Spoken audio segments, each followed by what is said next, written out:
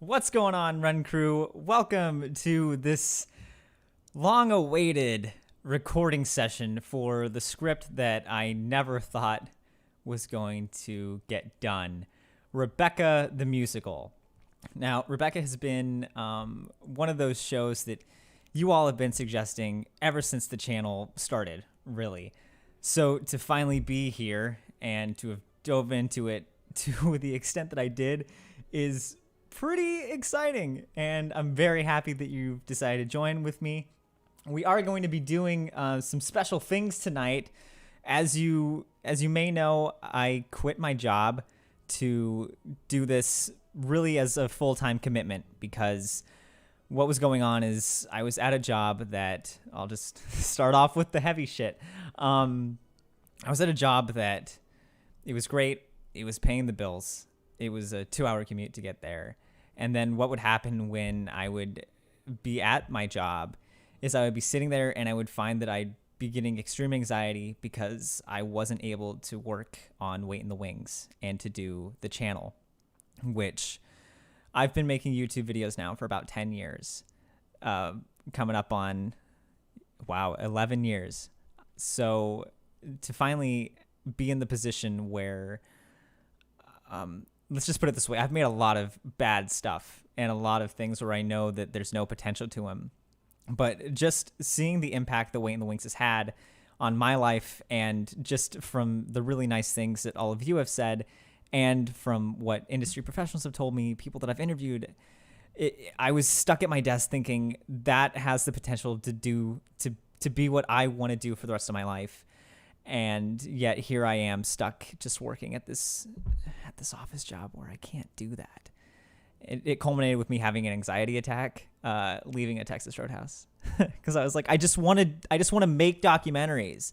I just want to make videos about Broadway because it's just this beautiful art form that I love and care deeply about. I've cared about it ever since kindergarten, when I was the kid who would put on shows for his friends on the jungle gym little playground outside.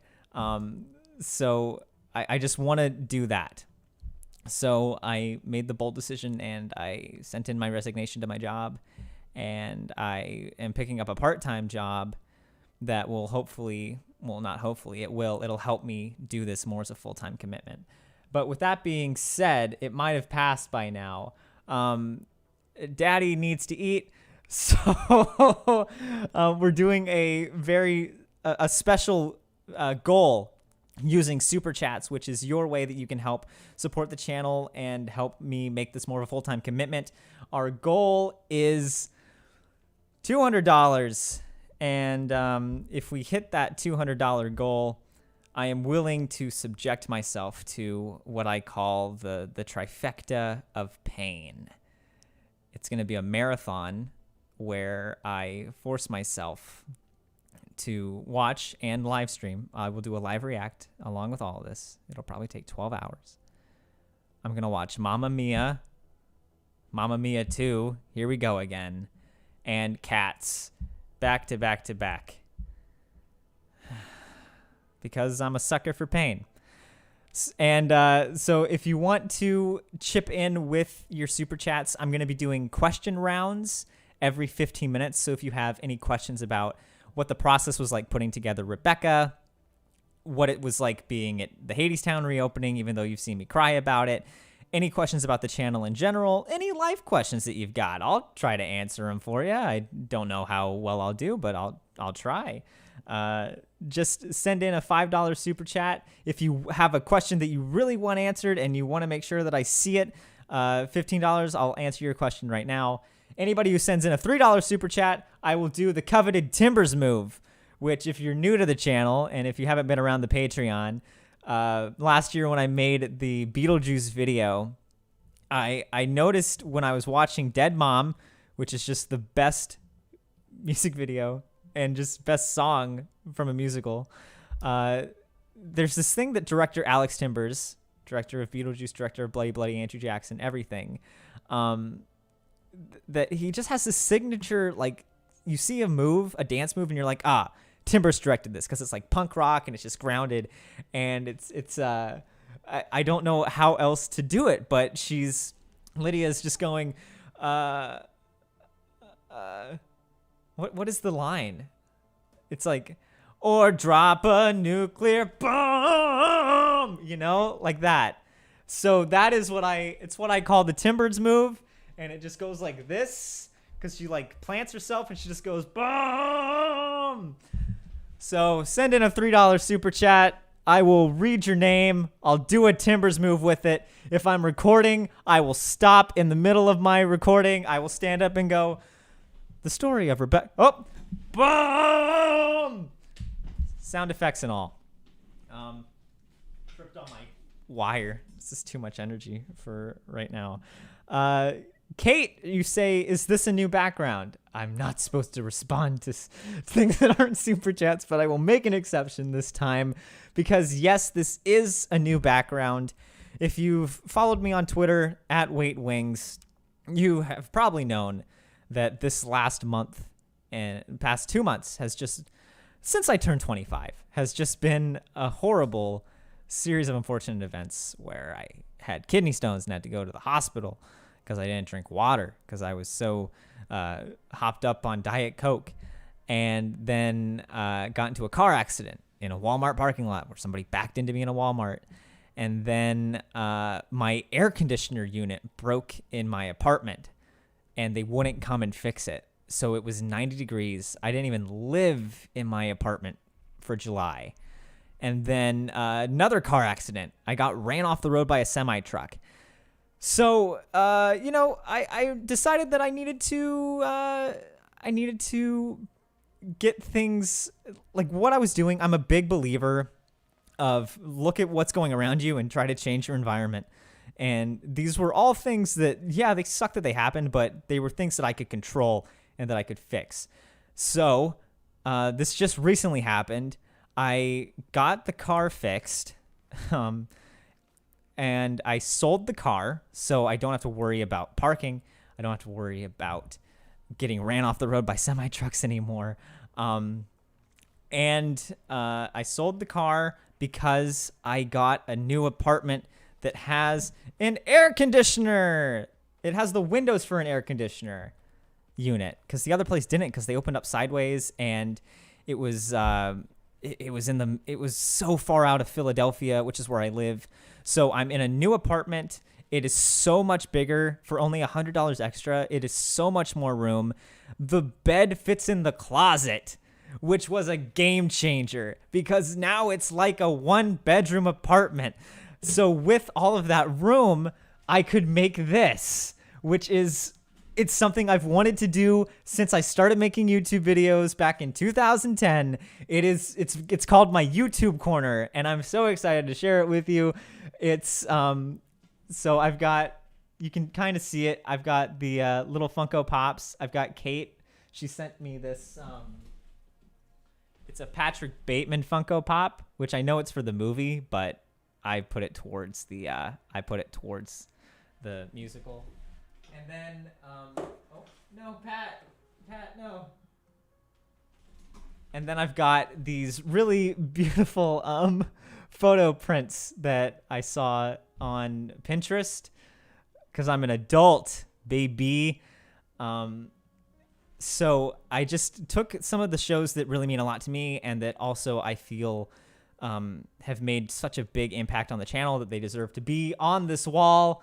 And I needed to make sure that you could see this horribly awkward photo of Reeve Carney from Spider-Man Turn Off the Dark as they are giving advice on Halloween safety tips.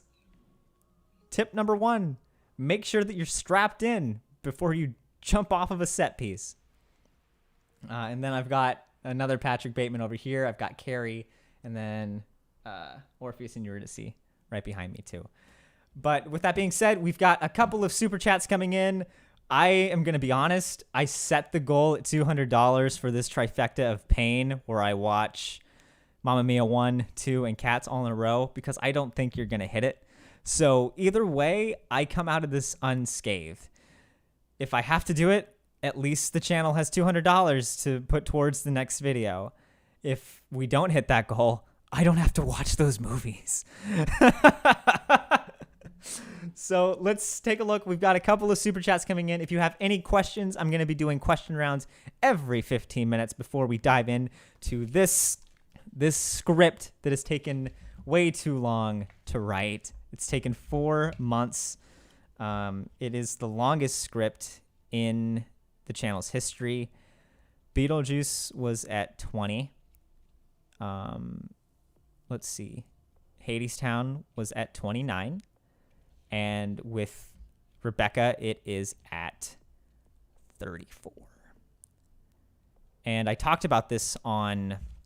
I did a Patreon early exclusive stream about an hour ago where I talked about how really this is going to be the first full-length documentary because I've gone through this script so many times, and it's just the thing of if I cut something out, then the ending doesn't make sense.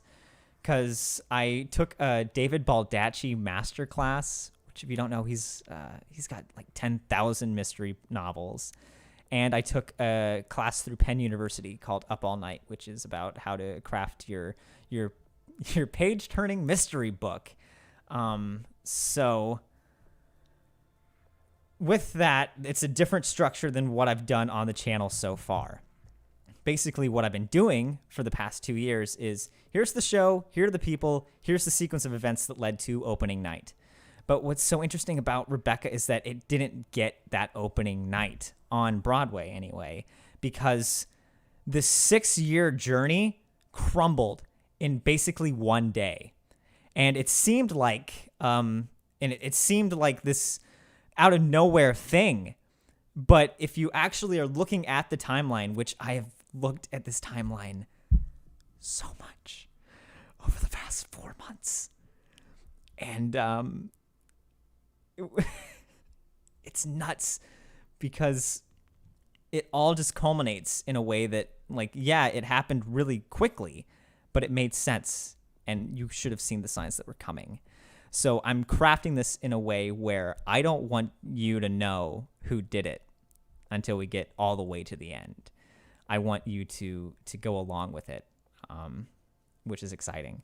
Let's see. Oh, we've got some big super chats coming in. We got Cody Culp with $50. What are you doing, man? Do you just want me to watch? You just want me to watch cats? What are you doing? Love the channel, no question. Just wanted to show my appreciation for all the videos. Cheers. Well, thank you so much. If you have any questions, I'll tell you I'll tell you a secret. Let's see. What's a secret I have that I just haven't told anybody before? I got it. This is gonna lock me up for a while. Okay. When I was about 5, my mom took me to the Denver Zoo, and there was a really cool inflatable snake that I wanted. And so I thought, well, I want it. I'm 5. I'll take it. And I stole it. I took the snake and I just stuffed it under my stroller and I sat on it. And then we got in the car. My mom's like, "Where did you get this?" I didn't get to keep the snake. But thank you so much for that donation. Cinemageddon reviews, $30. Thank you so much. Also, I talked about this. Sebastian is a patron. He's on the Patreon, and he also has a really great channel that's focused on like film analysis, breaking down films and doing reviews and everything under the sun. So if you can, he just broke 1,000 subs, which is absolutely fantastic. It's a huge milestone. To help him celebrate, I cannot recommend it enough, especially if you love like superhero movies or stuff of that nature. Head on over to Cinemageddon Reviews, give them a subscribe, because it's great people making great stuff, and you should support great people who make great stuff. So let's see. So he asks, is there any particular musical or play you've wanted to do or would love to talk about, regardless of how your schedule looks for the season? Also, if you watch any of those, you got to get drunk while you sit through them. That's definitely going to be it. All $200 is going right to whiskey. But that's a really good question of, is there any particular musical or play you've wanted to do? Because there is one, and I'm basically through this whole thing, I feel like I'm just being a simp for American Psycho the musical, because I think what really did it is it was when I was in school for theater, and I never really wanted to do theater. I wanted to be a film actor, but we were at the point in my college career in my acting class where I was starting to appreciate theater. And when I heard American Psycho the musical, it basically effectively changed how I thought musicals operated. Because for me, I always thought it was just, here we are, jazz hands, and the Fosse. And it was just not something that I never really got into. But I was at home. This was the day, I hope none of my professors are watching this. This was the day that I faked sick, so I could rehearse to get into the Dogfight musical.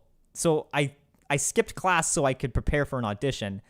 But while I was looking through all the Dogfight music, American Psycho Selling Out popped up.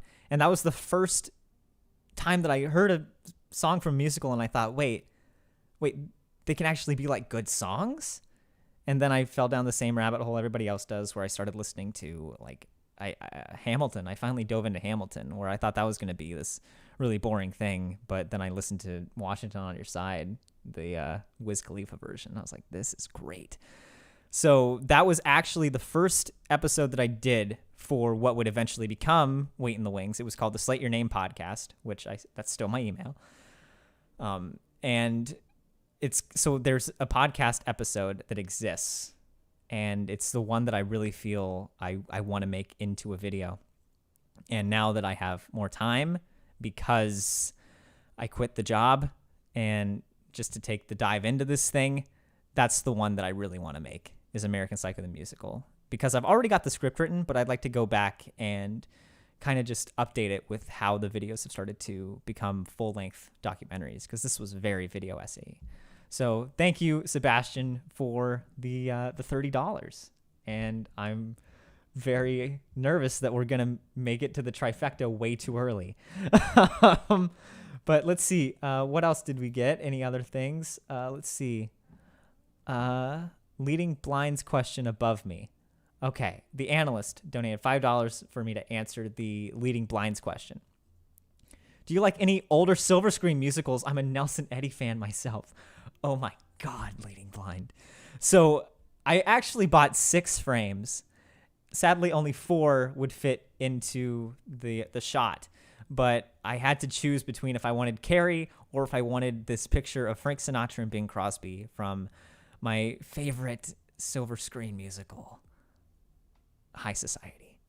And there's a channel video. There's a video on the channel for High Society that go and watch it, because it's just me simping over High Society for basically 20 minutes.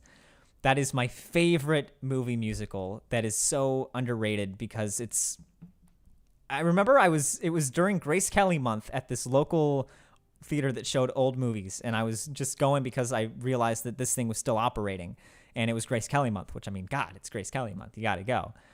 And I was watching Country Wife, and then they showed a trailer for what the next week's movie was going to be. And they just started listing off the names of the people in this thing. And it just kept getting more and more star-studded, where it's like, okay, Grace Kelly. Oh, you got Louis Armstrong. What? You got Bing Crosby. You got Frank Sinatra. All of them in this. And it's music by Cole Porter, which is another big thing. So High Society is just this really great. It's a remake of the Philadelphia Story, which starred Katharine Hepburn and Cary Grant, but it's just what I view as the really last great movie musical, and I think that is the end of the golden age. I've got a whole video on it. Go and check it out. But thank you so much for the $5. Otis Laputis, 55. What? Come on. I don't have any questions. You're just one of my favorite YouTubers and always manage to brighten up my day. Keep it up and thank you. My gosh, you guys, ask me some questions at least. That means I have to tell you another secret. Let's see. What's some secret that I've got? Okay. Oh no. I shouldn't do this. You paid $55. I have to do this. So as I said, I've been making YouTube channel videos since 2010.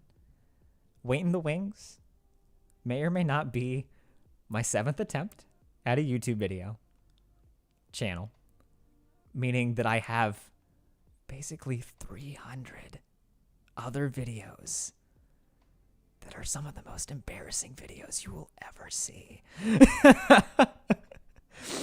And one of them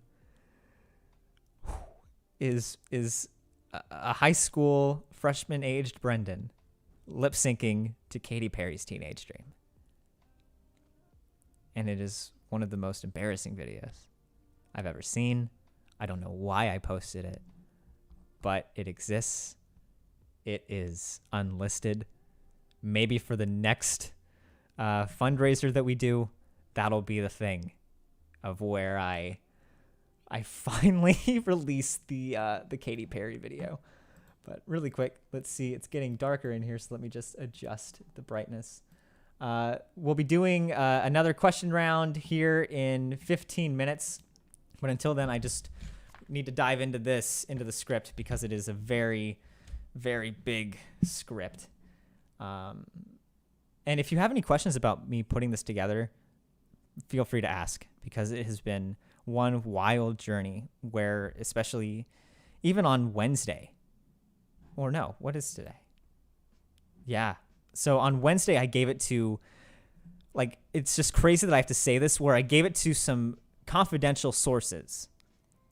I had one of my sources who gave it to a couple of other confidential sources that he won't even let me know who these confidential sources were, to go over it and make sure that this is that factually it lines up. Because as I've been going through and writing this script out and going through the cross-referencing of different articles from different places, from really like highly esteemed publications, a lot of them are wrong. And a lot of the timeline stuff is just all over the place. And there just isn't one definitive thing.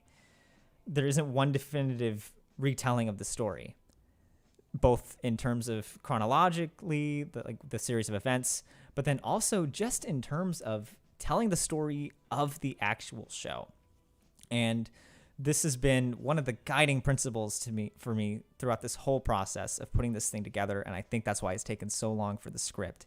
Is somebody commented on my video. I believe her name was Kate.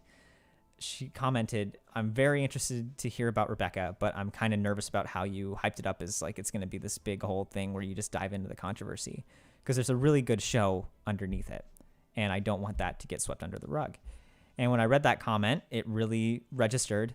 And with every decision that I've made, I've gone back to that comment to make sure that it's not just what seemingly every other publication does with this Rebecca story, which is, look at how fucking dumb these guys are. Can you believe they did this? Oh, and then this happened. You idiots. And just basically dragging these people through the mud and focusing all in on the scandal, so much so that they neglect everyone else who was involved with the production, all of the actors who signed away a year of their life suddenly without work, all of the, like Kunza, the person who wrote it. Nobody ever, I feel so bad for Kunza, because if he gets interviewed, they ask him like one thing and he goes, "Well, I didn't know." And it's like, you don't even get to hear about his whole process of making the damn thing, because it's so weighed down by controversy, which, I mean, I don't blame them. I can't blame them, because it's a crazy story. This channel got big off of me basically shitting on Spider-Man Turn Off the Dark. So I can't come from this whole high and mighty place. But it's just having grown so much with this channel, and the way that I see it is my job is to tell the story, to retell the history of how these shows came to be. It's not my place to give you an opinion on, hey, look at how dumb these people were, because more often than not, it doesn't come from a place of like they're dumb. It just comes from like, I especially with Rebecca, there's just certain things that happen that I can't fault them for not seeing that, because honestly, me, if I was in their shoes, I probably would have made the same mistakes. And it's just, I think that by focusing all in on that controversy, you miss the really beautiful, heartbreaking, and tragic story underneath of a show that had so much potential that just got cut out because of the actions of a few.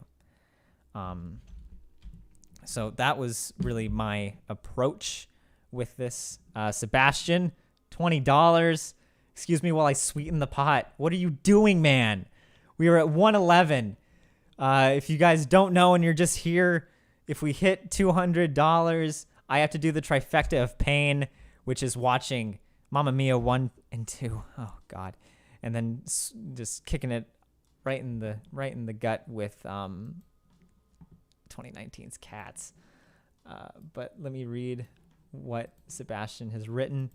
He says, given how much research you put into this Rebecca video, the interviews, and potential FBI watch listing, what would you say is the most curious thing you discovered?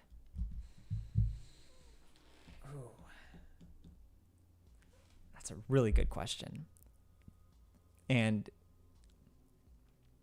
I mean, I told you a lot of it on the Patreon, which it's really cool because I've gotten to never again, presumably in the history of this channel, will I be able to say that I've gone and I've interviewed detectives and defense lawyers. But there was a lot that I was divulged while sitting on the patio of a certain lawyer that he said, I'm going to tell you these things and they can't go anywhere.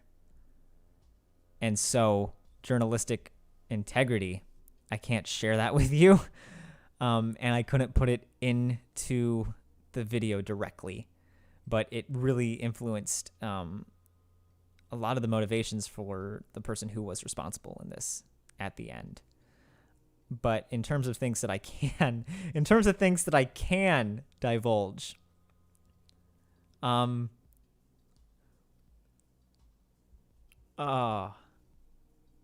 yeah, one of the main people involved in this controversy that was hyped up as this really rich, really braggadocio, like Wolf of Wall Street type guys.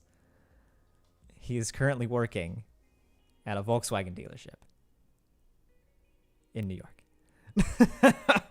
So he went from having these multi-million-dollar yachts to working at a Volkswagen dealership after he got out of jail. Which I was on the way to New York to meet with this defense lawyer when I was just doing research on the train. And then I went, wait, that's not, oh my God. And that hasn't been talked about anywhere. So that's probably the most exciting, most curious thing. Another thing is them finding an ancient stream that made it to where they couldn't do the production in London. That was another one where it's just like, how did we know this? How did we not see this happening? All right, so 7:45, I will be doing a question round. So let's dive in. All right, let's make sure you can see everything. All right, and then I've got the chats right here on my phone so that I don't miss them as they come in.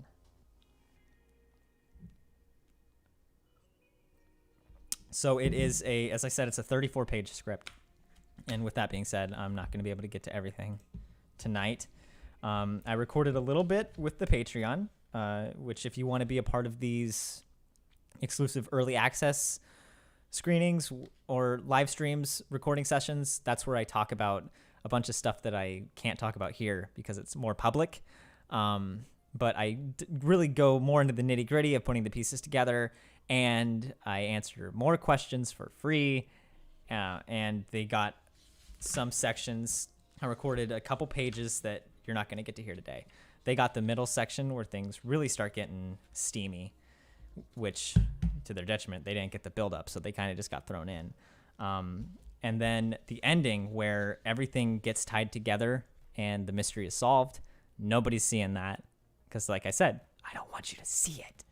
I want you to be on the edge of your seat the entire time. All right, so with that being said, here we go. Also, thank you so much to all the fans who sent in their audio to be included in this too. All right. So we start off at New 42 Studios, October 1st, 2012. 42nd Street in Manhattan is a dazzling sight.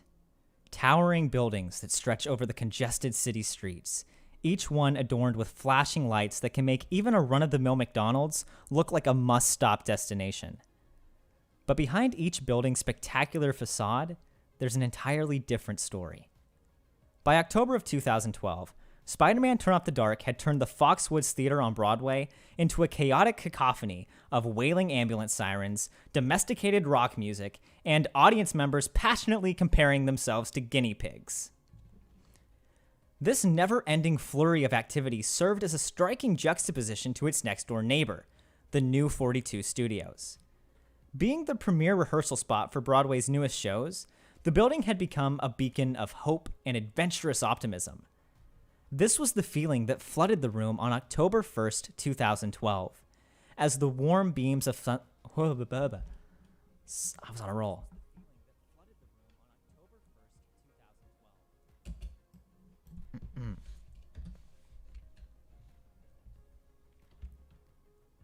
Where did I cut that at? As the warm beams of sunlight reflected off the Manhattan skyscrapers to illuminate the rehearsal space for Broadway's daring new endeavor, Rebecca the Musical. With the cast and crew assembled, a nervous energy took hold. This was the first time they had all been together following an ever-growing list of postponements, and everyone was more than ready for the process to begin.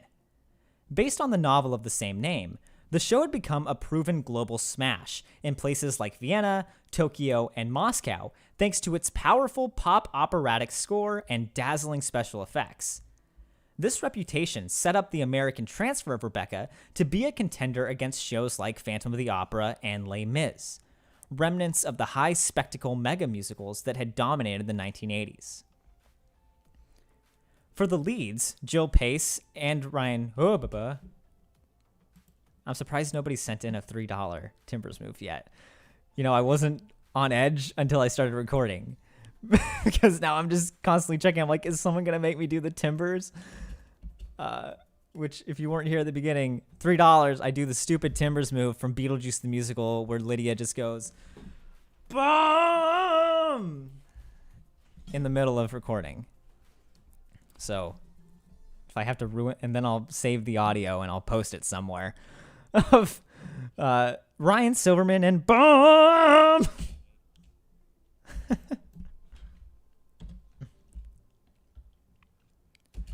For the leads, Jill Pace, Ryan Silverman, and Karen Mason, this was set to be a career-defining moment, as the three would finally be featured on the top billing of a Broadway marquee.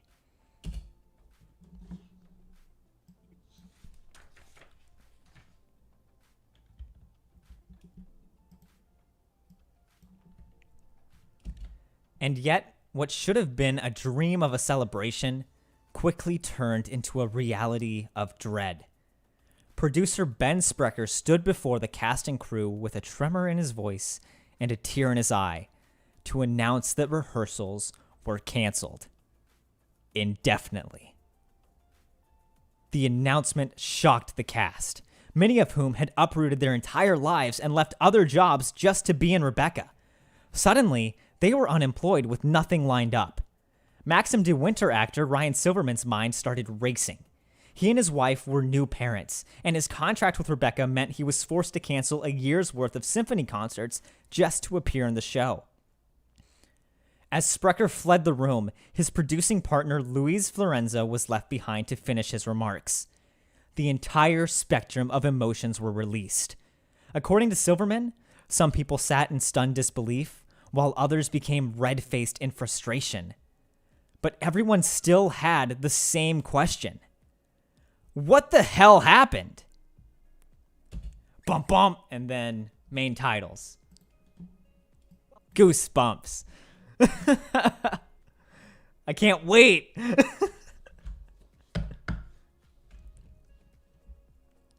Okay. All right.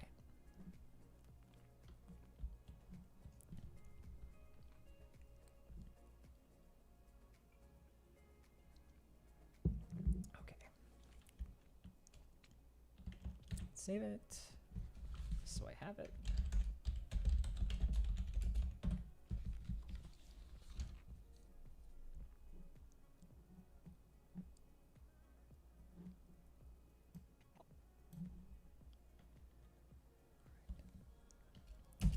What the hell is going on?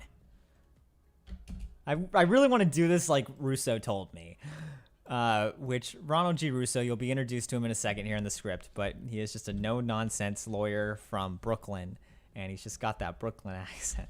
And this was one of those lines that just really stuck with me during our interview, where he's like, what the hell is going on? And I just wish I could get away with doing it like Russo. What the hell is going on? What the hell is going on? This was the confused cry from the Schubert organization in a crowded meeting room on Friday, September 28th, 2012. It's not cheap to put on a Broadway show, and given the economic climate of the time, mixed with first-time Broadway producers Ben Sprecher and Louise Florenza, Rebecca the Musical was having an increasingly difficult time securing the last $4 million it needed to be fully capitalized. In other words, having enough money to stage the show. Earlier that year, a group of 4 wealthy British investors promised to provide the remaining money needed. Since the barrier of entry for investing in a show is so high, the world of Broadway investors is one where everybody knows everybody. Thus, when these 4 investors swept in, many were perplexed because they were names that they had never heard of before. The situation became even more suspicious when, just 3 days from the start of rehearsal, the production was dealing with the fallout of 2 huge problems. The elusive lead investor had been deemed dead under bizarre circumstances. Just as bizarrely, an investor who had read of this fellow's demise in the New York Times and who had pledged the show $2 million to replace that investment had just been scared off by a series of eerie emails sent by 2 mysterious sources, one of which read,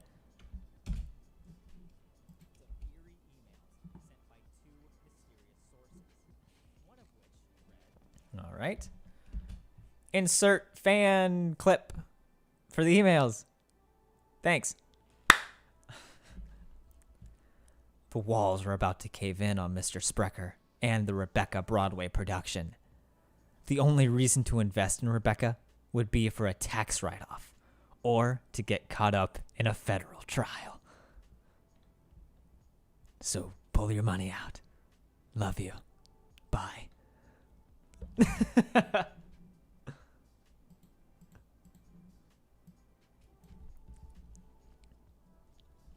Look at me. I'm having fun. So happy I left my job. All right, we are at 7:40, so we've got 5 minutes until we dive into another question round. If you have any questions, $5. I will answer any questions you have about Rebecca, about any other videos in the on the channel, about any videos you want to see on the channel, about what my favorite color is, about why I used a litter box when I was 8. Go ahead and ask it. $5. And that all goes towards helping the channel continue to become better and helping me make this more of a full-time commitment. If we hit $200, I will subject myself to watching Mamma Mia 1, 2, and Cats 2019 all in one viewing, and I will live stream the results. It was this chaos that had led federal defense attorney Ronald G. Russo here to a meeting at Schubert Alley with his client, producer and longtime family friend, Ben Sprecher. In his nearly 40-year career, Russo had never seen a case like this. Sure, Broadway has always... Ooh.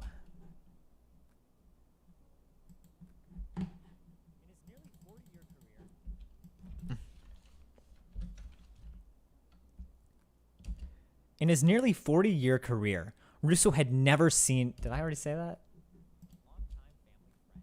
Okay. I doubted myself. What's new? In his nearly 40-year career, Russo had never seen a case like this. Sure, Broadway had always lent itself towards the dramatic, but this was on a different level. Insert audio. What the hell is going on? It was the question that dominated the meeting. What was the true story involving the deceased phantom investor and his 3 peculiar associates? Insert audio. What the hell is going on? Who sent the foreboding emails that made the angel investor back out? Insert audio. What the hell is going on? How could a show 6 years in the making, on which so many people depended on for their livelihoods, come crashing down in just a single day? Insert audio. It was Russo's job to find out. Wait. No. You got carried away. What the hell is going on? It was Russo's job to find out. Bump bump. So many bump bump moments in this script. Man, what did you do? Take a David Baldacci masterclass? Okay, and that brings us up to a section. So really quick, I'm going to turn on my AC because it's getting hot, which I can do now because I'm in a new apartment. And I'm going to come back and I'm going to see if you guys have any questions. Any questions that you have, $5, I will answer it. Let me think about what else I can tell you about with this. So that was a fact that I think, going back to Sebastian's question earlier about what's one curious thing that you figured out about this show that you didn't really know about before. And through all the sources that I read about, I had never once heard reference to a meeting in Schubert Alley. Like, what kind of Godfather type shit is that? That they just, wow. That was a really cool thing, where no one really talks about that meeting. And as soon as he said that, it was the same thing that I thought when I heard about the Langdon Street Cafe with Hadestown, where you just, when you're talking to people and you're interviewing these people, so often they'll set these things that just click as that's a great set piece. So Langdon Street Cafe, a bunch of just like free, loving, carefree people coming together at this one venue to create this amazing art and have cardboard, crazy mystery fun nights. That's a great location. Same with this. We're going to have a meeting. Oh, no. Boom! Okay. There we go. We got the timbers move. Thank you, Sebastian. Sebastian is just single-handedly going to drop $150 just to get me to watch the trifecta, which is nuts. So if you want more of that, I'll tell you what, special price right now. I'll drop the timbers move down for the next 30 minutes only. You can get your timbers move for a whopping $1.56. I don't even know if you can do that on Super Chats. But again, the Schubert Alley location is just one of those set pieces that you hear it and you're like, that is going to be one area that I focus on for this thing, because nobody talked about it. And it really just speaks to a further peek behind the curtain than even I have been used to, of just another world that I'm very not in or connected to. But if that's it, if we don't have any other questions or anything else, I will keep going. All right. Cool off time over. All right. Okay.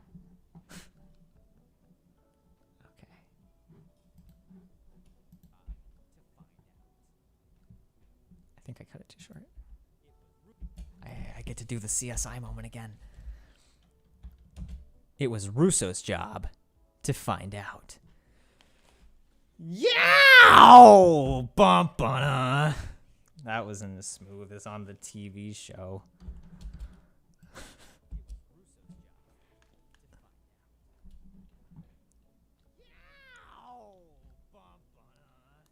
That stays. So what if it ruins my artistic vision? It's funny. It's funny, pal.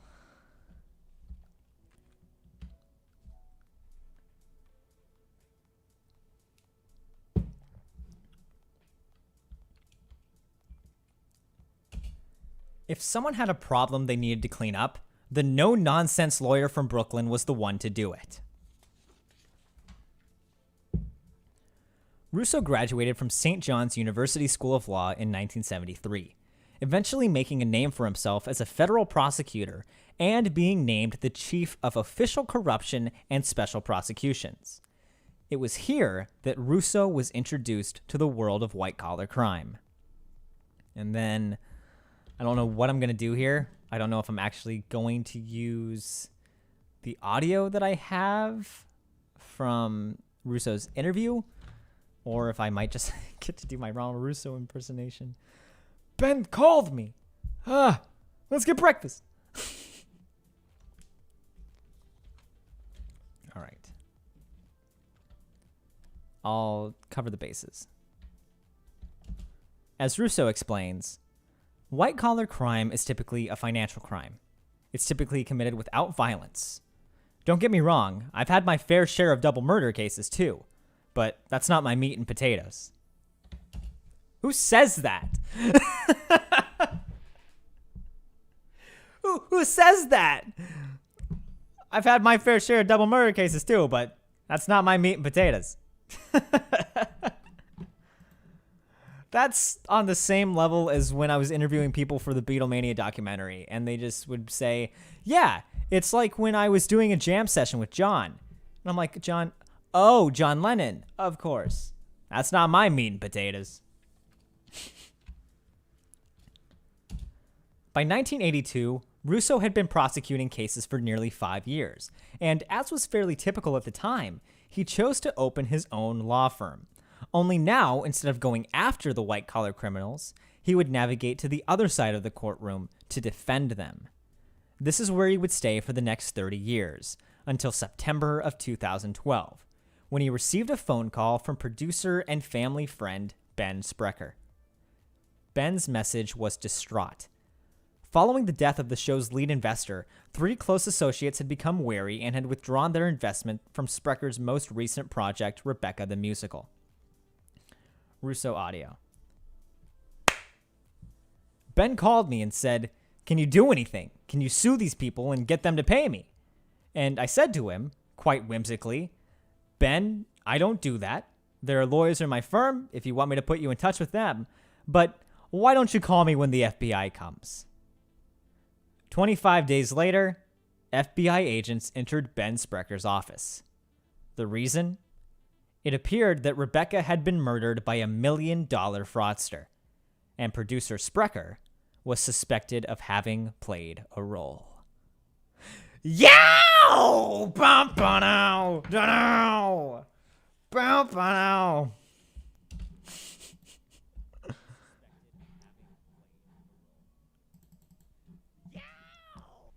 It stays. It stays. I won't get fooled again. I'm gonna have to go back in and edit that out. I'll just do it now. Because that's one of those things where I'm like, it's funny right now. But then when I'm in there editing the audio, I'm like, God damn it, Brendan. Why did you do this for the bit? Your bit is messing me up. So for the sake of future Brendan, I'll get rid of my bit. All right. And now we're going back to 1996. Here we go. Again, if you have any questions, $5 for questions, $3 to get me to do the Timbers move, the Timbers dance move, no matter where I am in the recording, I'll stop. $15 is I'll answer any questions that you have right here and now. All of this money goes right towards helping make the channel better, helping me make this more of a full-time commitment. And if we hit $200, which I don't think we're going to do, I will subject myself to a probably 12-hour live stream where I have to watch my 3 least favorite movies back to back to back. Mamma Mia 2, Here We Go Again, and Cats 2019. And I will get blazing drunk through the whole thing. But every dollar helps getting us toward that goal and helping keep the channel moving forward. I am Evita. That's what this feels like. Don't cry for me, Argentina. See, that's why I like doing these things, especially with you, is because, like, where else could I make that reference that somebody would get it? Nobody else that I talk to, besides probably one person, would understand me going, yeah, you get it, Evita? Right? Am I right, Evita? Oh, man. All right, so we're back in 1996. This is where things get nice for a second. Given the chaos that would come to ensue, it's difficult to imagine that things weren't always so dramatic for Rebecca. In the late 1990s, lyricist Michael Kunze was riding high off the success of 3 original musicals he had created with his musical partner, Sylvester LeVay. Oh, if you guys have any questions about Dance of the Vampires, I might be willing to divulge some stuff that I got from talking to Kunze about that whole tangent that we went on about Dance of the Vampires. And I may or may not be able to pull up the transcript to get you certified answers as to anything that you had about dance. So $5 and I'll talk about Dance of the Vampires. Another one I want to do on the channel. All right.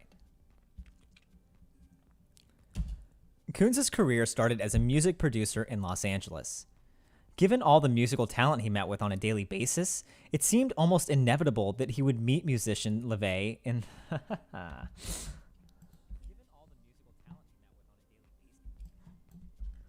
want your food again. I've got the fucking Who stuck in my head now. Kunze's career started as a music producer in Los Angeles. Given all the musical talent he met with on a daily basis, it seemed almost inevitable that he would meet musician Sylvester LeVay in the late 1970s. It wasn't the late. Why did you add the late?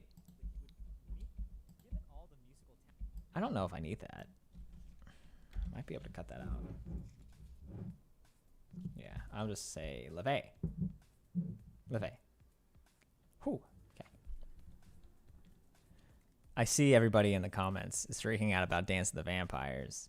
I'm just saying, ask a question.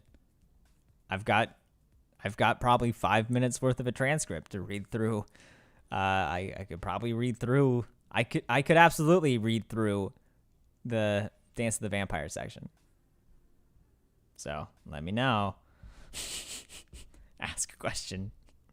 Suckers. Feels like bribery. Feels like I'm bribing you.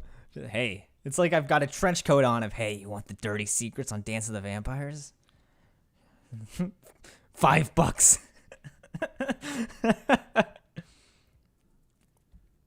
Where am I at?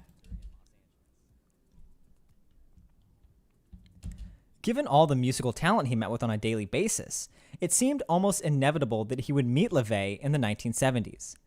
It wasn't long until Kunze realized that not only was LeVay great company, he was also a fabulous composer.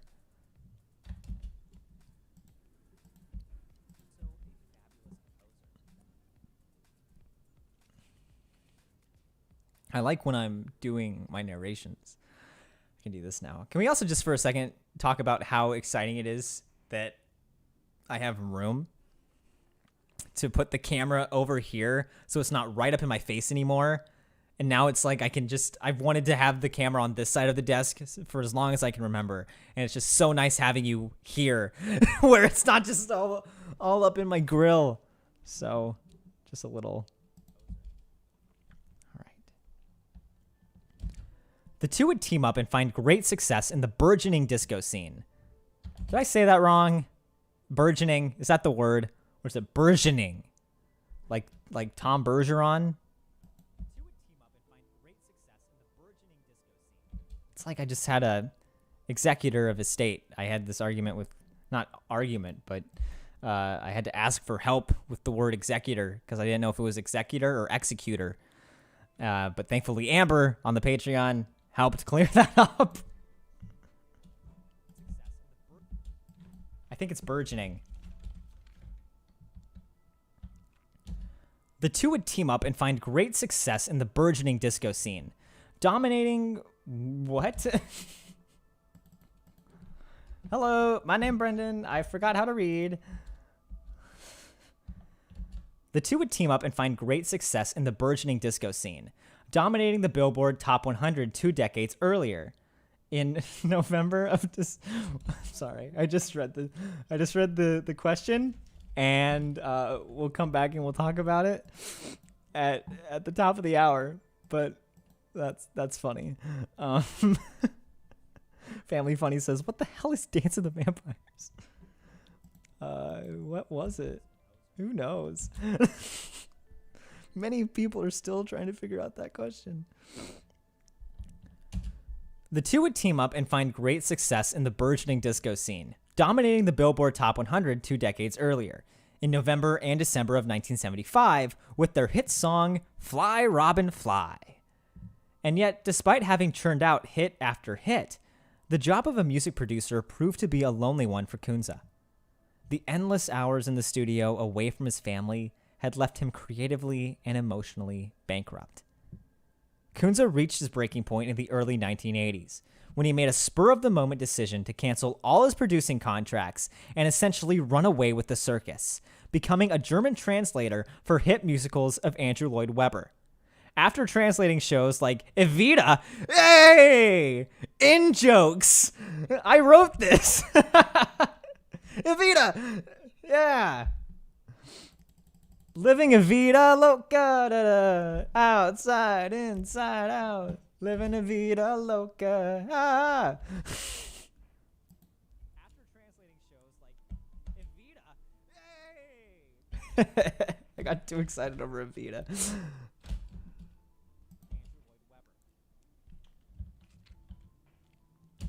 After translating shows like Evita, thought there was going to be more there. I guess I just gave one answer.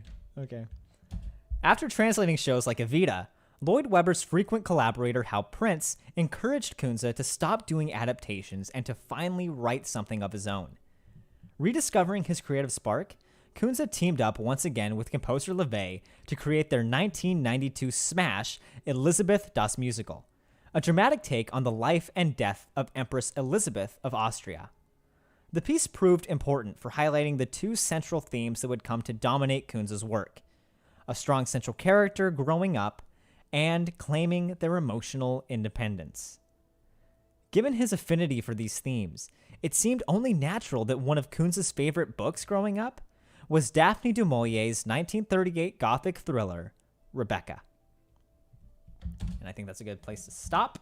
Right now, we're entering into the question round, mainly just so I can cool off this damn apartment.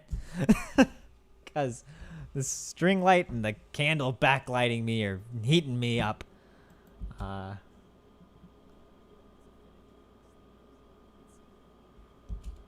Amber says in November of December. Did I say November of December? I meant to say November and December.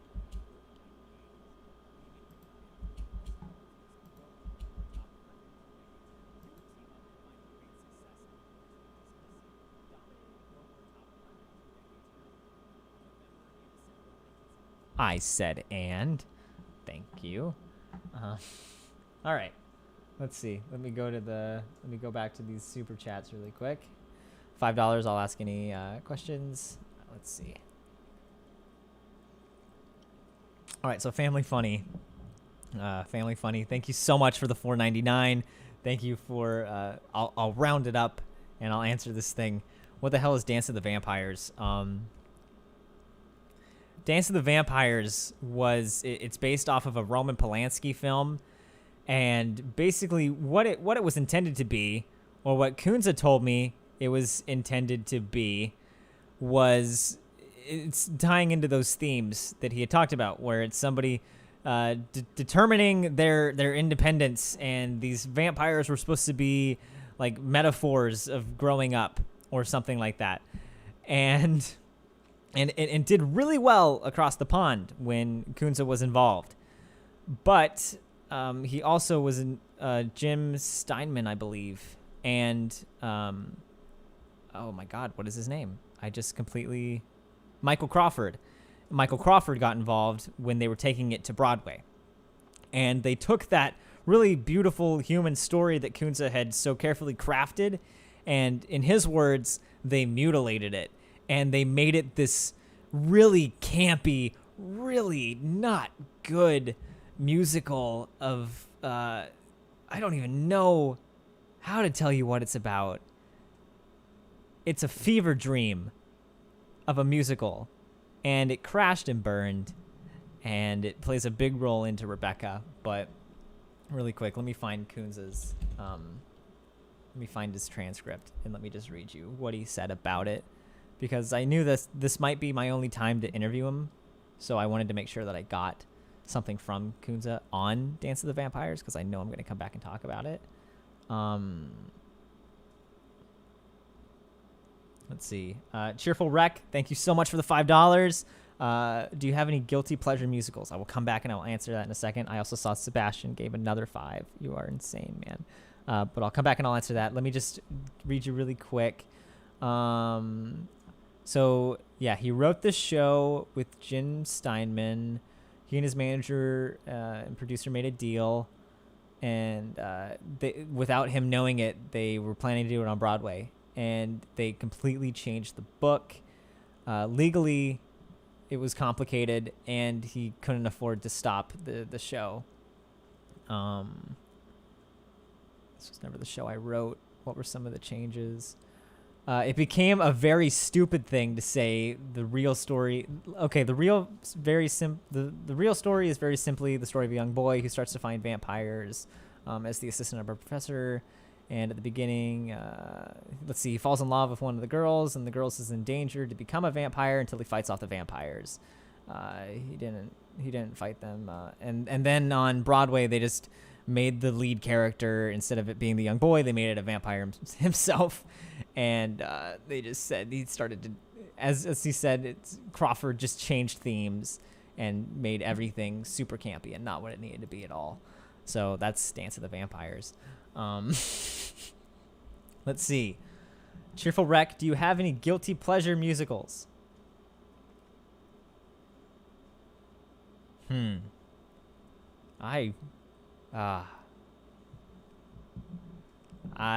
not gonna lie. I really get a kick out of Cats. I really like Cats. Not the movie. The movie's trash, but there's just something about, especially Mungo Jerry and Rumple Taser is a bop and a half. I can rock out to that anytime that I want to. I really love Rum Tum Tugger. I sing that to my fat cat all the time because he's always on the wrong side of every door. And, I will make this happen at some point where I will go as Mr. Mistopheles for Halloween. Maybe this year. Which reminds me, I need to tell you about this fun thing that me, Broadway by Ghostlight, the channel Brentalfloss, and Grace Aki are doing in the next coming weeks. We're going to be having a Broadway Tony Predictions Night where we're going to come together. We're going to make all of our predictions for who's going to win certain categories. And then we're going to live stream our live reactions to the Tony Awards. And whoever has the most right wins, and whoever got the most wrong has to walk across the Brooklyn Bridge dressed up as a Broadway character that the Patreon gets to choose. So I'm very excited about that coming up. So that, who knows, if I lose and if the Patreon decides it, maybe I'll dress up as Mr. Mistopheles and it will be magical. So thank you again, Cheerful Wreck, for that $5. Thank you, Family Funny, for the $4.99. And let's see, Sebastian, what are you saying now? What are you talking about? You could have asked me all of this stuff on the Patreon's early stream for free. You're ridiculous. And I appreciate it, but you're ridiculous. Seeing how long your script is along with the editing, I'm so glad that my Dear Evan Hansen video is only 18 pages long. That was how long Beetlejuice was. And that was a long video. With this one, it's just, it's 34 pages. So it's going to be a full-length documentary. And it's fun because I don't have a lot of footage to work from. I did get some really cool exclusive clips from Kunza of the Vienna production behind the scenes, which I'm very excited to throw in here. But other than that, it's just going to be making things work. Alex Carson says $5. Thank you so much for the $5. We're at 134. I still don't think we're going to hit the 200. I think I'm going to be safe. Alex says, didn't have a question, just wanted to help your channel a bit. Keep up the great work with WITW. Thank you so much. Okay, well, as is customary, I have to give you a secret now. Okay, here's a secret. Or not really a secret, just it's like an embarrassing story. So freshman year of college, right? I don't know why this is the story that popped up in my head of he gave $5. They gave $5. I'll tell them. So freshman year of college, right? I have the plan that I want to get bulked because, my toxic theater professor told me, hey, Brendan, you could gain some pounds, and then told girls in the class that they could lose some pounds. It was very horrible. But so I was like, I'm going to get freaking yoked. I'm going to get jacked. So I had just done a really intense workout, and I drank a huge ass energy protein shake, and I was like, yeah, I'm gonna go to, it's called midnight meals, but it was like at 9 o'clock, which doesn't make sense. Midnight meals at 9 a.m. Yeah, hooligans. So I went with my roommate to it was midnight meals, and it was a breakfast for dinner type deal. I was like, oh, perfect, there's so much protein here. So I got like a whole plate of eggs, a whole plate of hash browns, I think some Trix cereal in there too, and just anything and because Trix is gonna really bulk me up, and another glass of milk on top of this huge ass protein shake that I just drank. And I'm going, and then I ate the whole thing. I don't know how I was able to pull that off, but we're getting up to leave, and I'm like, I really am not feeling good. I don't feel good at all. And, it was still pretty early it was like midterms. So I was still like kind of flirty, flirtatious. And I remember we came out of the dining hall, and there were like these really cute girls walking in, and Casanova me, the girls are walking in, and then I just go, and then all of a sudden, all of the protein shake, all of the eggs, all of the hash browns, it was literally out of nowhere. It just, like, we reached full capacity, and it was like, evacuate now, and it just went like that, and I like covered my mouth, and then it just went everywhere, and then I had to go into a bush, and then these girls are like, oh God, as they're walking in. And I'm sorry, and it was just a projectile. So I lost all those calories. But yeah, it was not a good time. So thanks for the $5. There's my puke story. If anyone wants to donate another $5, without a question, I can tell you the story of the time that I single-handedly shut down Back to the Future at Universal Studios when I was like 7. That is a horrible story. Nobody spend $5 for me to tell that story. Because that is a bad one. That one's still, like, I went back and I rewatched the Back to the Future. Well, watched it for the first time last summer. And just, if the reason it took me so long is because I was still emotionally scarred from this Universal Studios experience. So, $5. All right. I feel like it's kind of cooling off in here. Thank you so much for your questions. We will do this again in 15 minutes, and pray to God I don't have to share you the story of how I shut down Back to the Future, the ride. Oh no. All right, where am I at? And thank you just once again for being here. It's 4 months of working on a script in isolation and having it just being in my room writing. It's nice to be back out in front with you guys. This is something that I'm trying to do more of, is just getting more comfortable with putting my face out there and being vulnerable like that. Because, for someone who went to theater school, it's still very intimidating. I think it's just because it was just so much of the teachers just saying, like, you're so in your head, like, stop, like, be yourself, stop being so rigid, that I'm just always afraid that that's how I'm going to come across when I'm doing these things. They made it out like nobody wanted to see what I was doing. So that kind of carried over. Like, maybe people really don't want to see what I'm doing. But, oh, you son of a... All right, just Trevor Dunning donated $5. You know what that's for? Let me turn on the AC really quick before we dive in. All right. Back to the Future, the ride. God. So I was 7, and my grandpa had won Insurance Agent of the Year for the state of Utah. And as a part of this, he got a free trip to Universal Studios, and he brought me along with.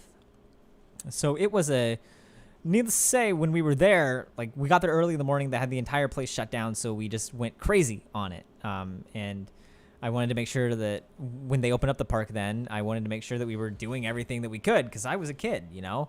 I didn't really think about bathrooms.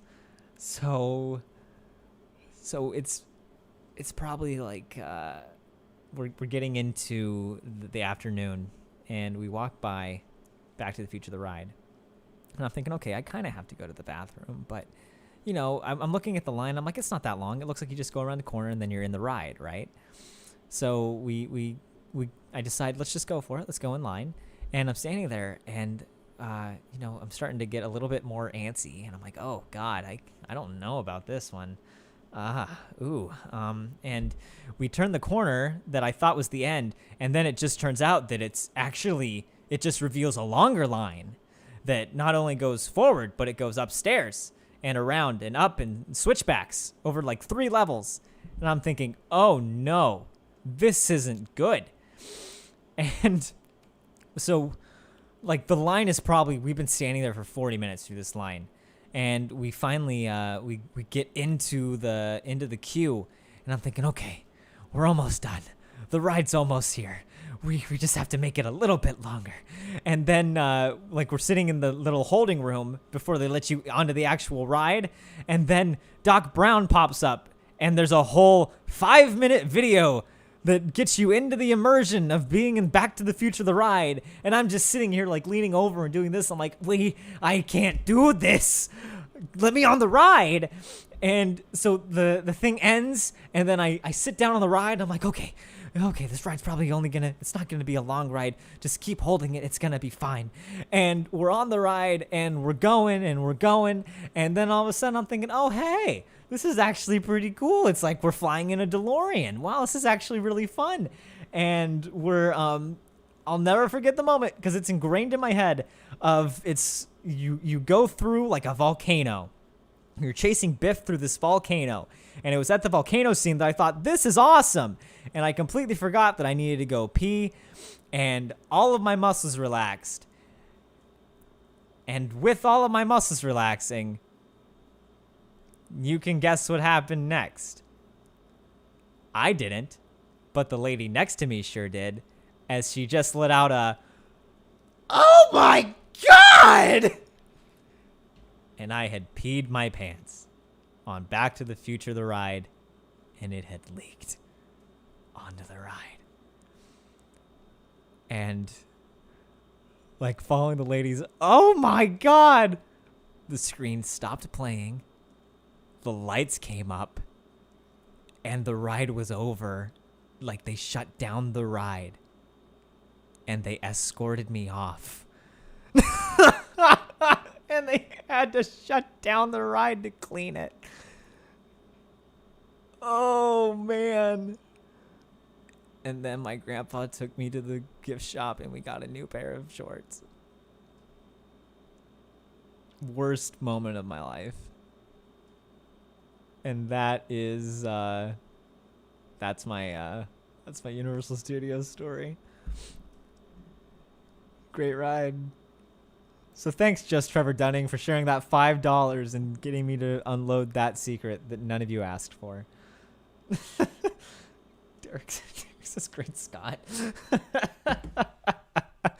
That's so stupid. Oh, really bad. Okay. Anyway, back to Rebecca the musical.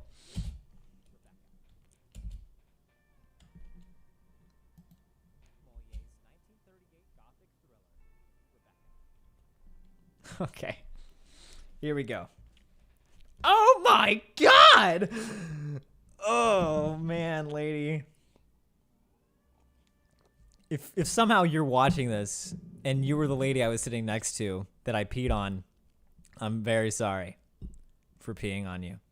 Somebody's going to take that clip and make that into a soundbite, and that's going to come to haunt me in probably 20 years. Well, if you like Brendan so much, explain this clip of him apologizing for peeing on someone. What a weirdo. And it's just like, no, actually, he was just 7 and he had a really small bladder and really wanted to ride Back to the Future. Okay.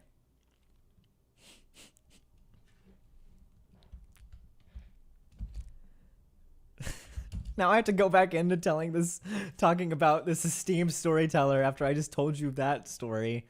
Way to go, just Trevor Dunning. All right. Du Maurier was a master storyteller, with her books typically centering on female protagonists. This was a line that I was perplexed about when I was writing, too.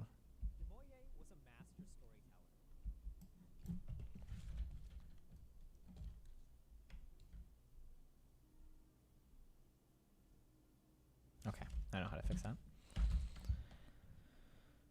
Du Maurier was a master storyteller, with her books typically centering on female protagonists, and her stories being a proper, unsettling mix of romance and suspense. In the late 1930s, the writing process for her newest novel, Rebecca... What? I don't think I need to say Rebecca 10,000 times. What did I just walk into? I can explain. Oh. Can you imagine? Yeah, can you imagine if somebody just was like, oh, look, Wait in the Wings is doing a really cool stream on Rebecca the Musical. And I guess I'll watch that. I'll watch it with the kids. And then they all come in, and then it's just like, oops, sorry I peed on you, lady. Like, what do you think? Boom, demonetized. Okay. In the late 1930s, the writing process for her newest novel was not going smoothly, with Du Maurier tearing up her first 15,000 words in disgust. Conversely, her editor had a vastly different experience, being completely enraptured by what she had written thus far. The story of Rebecca is one riddled with twists and turns that masterfully walks the line between... Ah, I did say it. I added this line in last night because I wasn't sure if I said it, but I do.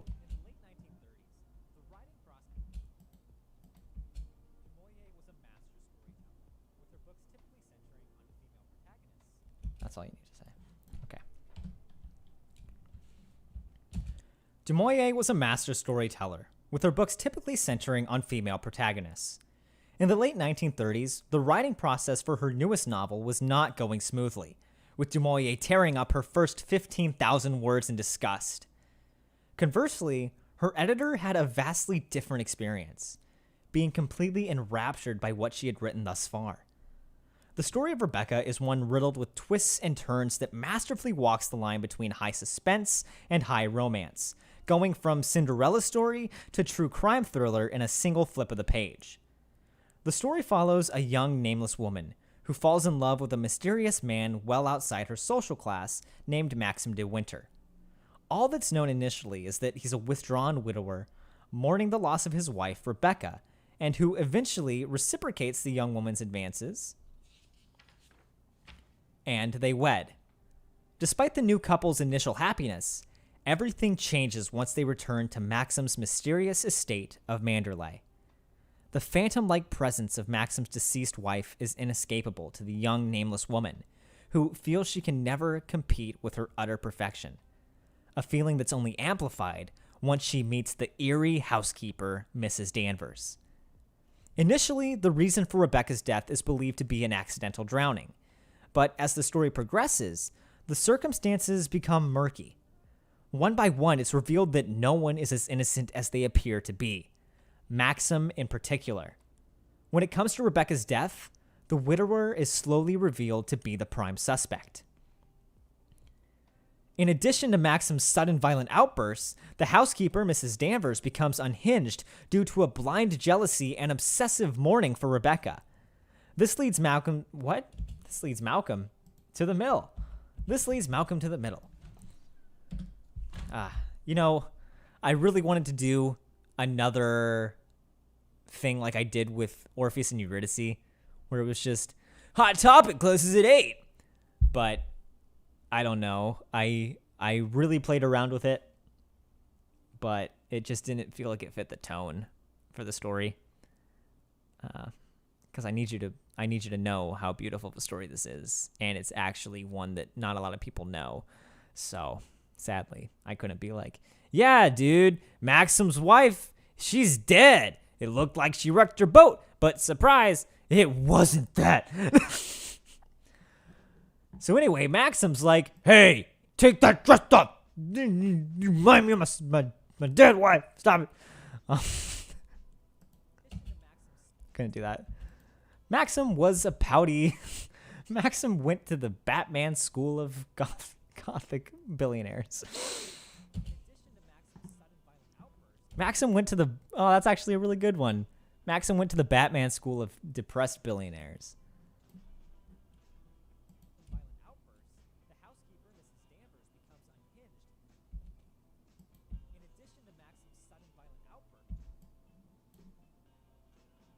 I feel like... Am I saying it wrong? One second. I don't know why, but I just have... I just got a feeling, and maybe it's just from doing this for so long now, where where you think, I think I said something wrong. Am I pronouncing Daphne du Maurier? That's how you say your name, right? Du Maurier? Oh. Okay, I need to, I'm going to break my rule of reading $5 chats because that's too funny. David said the pronunciation of Moye is getting on my European nerves. Okay, how am I supposed to say it? Because this is the same problem that I had, with Evil Dead, but I mean, like, that's a different thing. I'm going to pronounce it Montreal, but... It got on people's nerves that I wasn't saying Montreal. Daphne du Maurier. Is that how you're supposed to say it? Daphne du Maurier.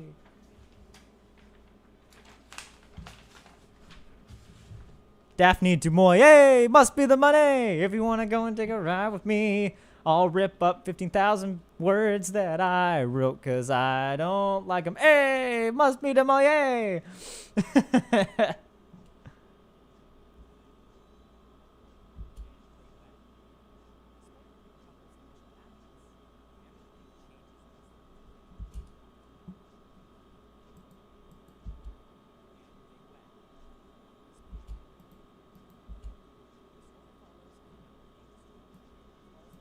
See, because everyone that I interviewed, they all said du Maurier. That's how I heard it. Let me see. Let me go to...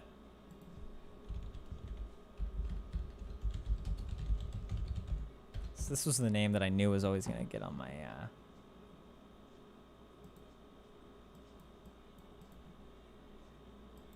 PronounceNamesRight.com. Du Maurier. What do I have to do? I have to sign up to get you to tell me how to read a name? No. Du Maurier. Is it du Maurier? I need to roll the R. Maurier. Daphne du Maurier. Du Maurier. Du Maurier. Daphne du Maurier. Du Maurier? I'm like a really old person. Ah, what? Des Moines, Michigan? That's not right. Where's Des Moines, Illinois? Des Moines, Michigan? Des Moines. If you want me to roll the R, I'm not gonna do it. I can't do it. I watched countless YouTube videos and I can't roll my R. Choose French and listen. I'm gonna do it in Portuguese. Du Maurier. Du Maurier. Daphne du Maurier. Du Maurier. Du Maurier. How about I just say Daphne? Daphne was du Maurier. Daphne du Maurier. That's the best we're gonna get. I'm sorry. That's the best we're gonna get because I'm not French. Du Maurier. I'll probably go back and I'll go back and I'll edit all instances of du Maurier.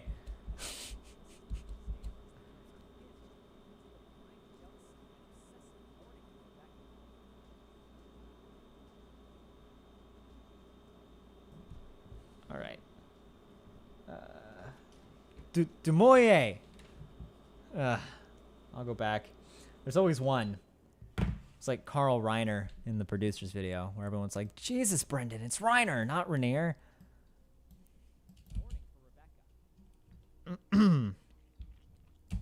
This leads Maxim's new nameless bride on a journey of fighting to protect Maxim, as well as to find her own identity separate from that of his former wife. It's believed that the story drew closely to the same feelings of jealousy du Maurier felt in her own life, feeling that she would not be able to compare with her husband's first true love. Is that it? Did I get it? Did I do it right?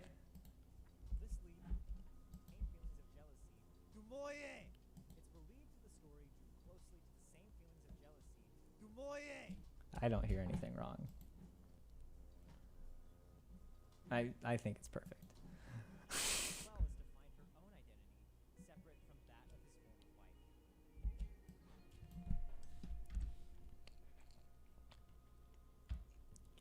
It's believed that the story drew closely to the same feelings of jealousy du Maurier felt in her own life.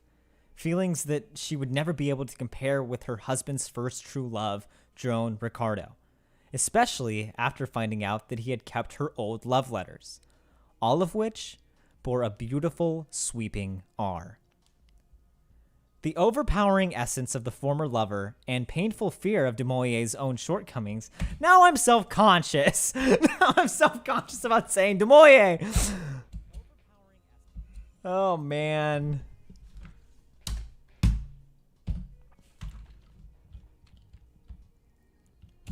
The overpowering essence of the former lover and painful fear of du Maurier's own shortcomings transcended into her novel, consciously influencing her decision to leave the main character nameless.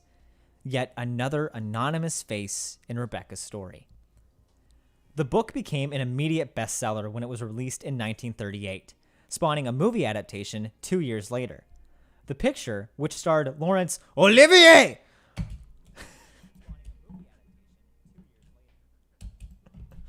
that's Brendan. What's your French accent sound like? Oh, I yell.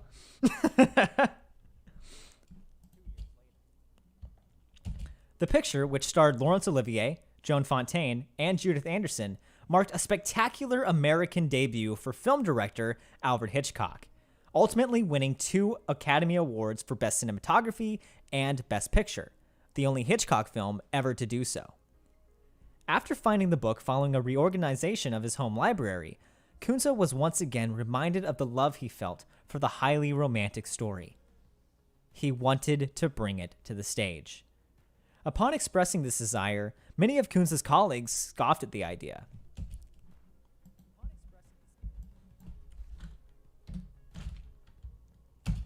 Upon expressing this desire, many of Kunze's colleagues scoffed at the idea. Insert fan audio. You can't tell a crime story on stage. Joke's on you.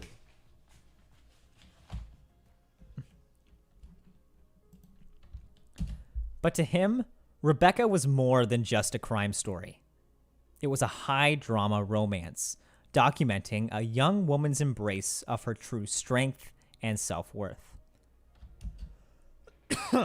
All right, and we are at 8:30, which means if anybody has any questions, if anybody wants, I'm surprised nobody has done the Timbers move. I was expecting to do a lot more of the bombs, a lot more Timbers moves while I was doing the recordings. But if you guys have any questions about my own life, about the channel, about the process of putting together Rebecca, about any revelations that I have, go ahead and send them in, $5, and I'll read them all on here. It all goes towards the goal of raising $200 on this stream. If we hit that goal before I'm done with the section that I have here, which will probably take another hour and a half, if we hit that goal, then I will do the trifecta of watching Mamma Mia 1, 2, and Cats 2019 all in one sitting and live stream the results, and I'll get very drunk while doing it. But let me turn on this really quick, and let me go back to full person really quick, just as we try to cool it down in here, because this is pretty hot. But Alex Carson says, what's a Timbers move? And, well, there's only one way to find out. $3 to unlock the Timbers move. It is a move that was made popular by Sophia Ann Caruso in Beetlejuice, which hence spawned a huge meme with Sophia Ann Caruso. And this will actually be a really fun story to tell you that I haven't gotten to tell anybody yet. From my opening night experience of Hadestown. So if you've been on the Patreon, you know that Sophia Ann Caruso has just been a constant recurring theme over there on the channel, where there's just this mystery of why she left Beetlejuice, and I never really commented on it. But my favorite conspiracy theory that I found is that she got kicked off because she wouldn't stop vaping, just because I really like that image of Alex Brightman going, Sophia, stop vaping! And Dead Mom had just become one of my top Spotify songs last year within the span of a month of just listening to it. And so Sebastian donated the $3. So how the Timbers move works for anybody who's just joining us, really quick, let me change, let me just adjust this really quick, just because it's looking pretty warm of a shot.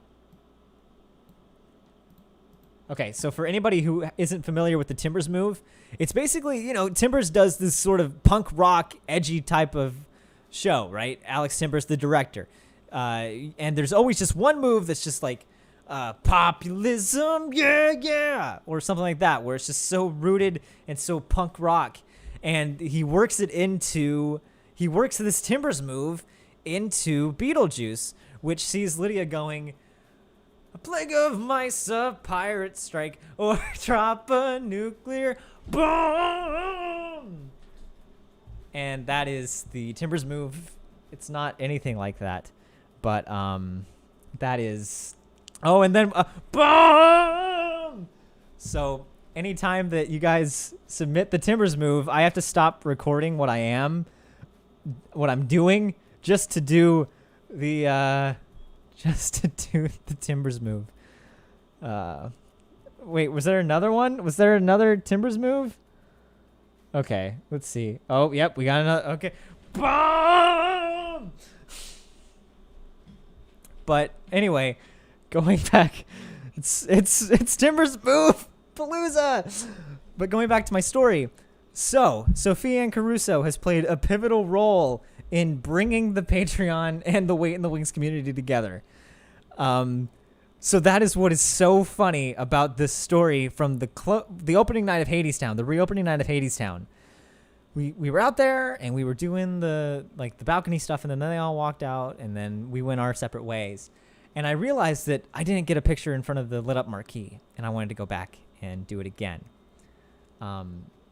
So I want to see, actually. So we went back to get this picture taken, and I got it taken, and then I just hear from the stage door, I hear some I'm like, oh, I wonder what that is. And I'm walking back, and I wanted to walk through the area again just to get one last, like, take everything in and feel the experience, feel that we were there, and then cut through the street and turn left and go down. And as we're walking past the doors, like, that, it's coming from a group of people, like just probably 3 people. And then I see someone emerge from this group and walk across the street. And I go, holy shit, that's Sophia Ann Caruso. And like, nobody really recognizes that it's Sophia Ann Caruso because she's got her blonde hair. She doesn't look anything like Lydia. And she's walking across the street. I'm like, well, fuck, man. Like, she was such an integral part of, like, building this. Like, it was an in-joke on the Patreon for so long. If I don't go up and I just say hi and at least get a picture, like, this is horrible. So I had to be that person, right? So she crosses the street. She's talking to one other person. And then I go over there and I stand in line and wait to get my picture taken with her. And I'm standing there waiting, and then I'm like, I wonder who she's talking to. And I just look, and I'm like, huh, she kind of looks familiar. And no shit, it's the director of Hadestown, Rachel Chafkin, talking to Sophia Ann Caruso in the middle of the street. And I'm just standing there like, because I was ready to talk to Sophia Ann Caruso, but now Rachel Chafkin is here too. And I'm like, well, shit, I just dedicated 3 months of my life to telling your story. And I need to talk to you about some other stuff down the road. Like, I have to introduce myself to Chafkin now.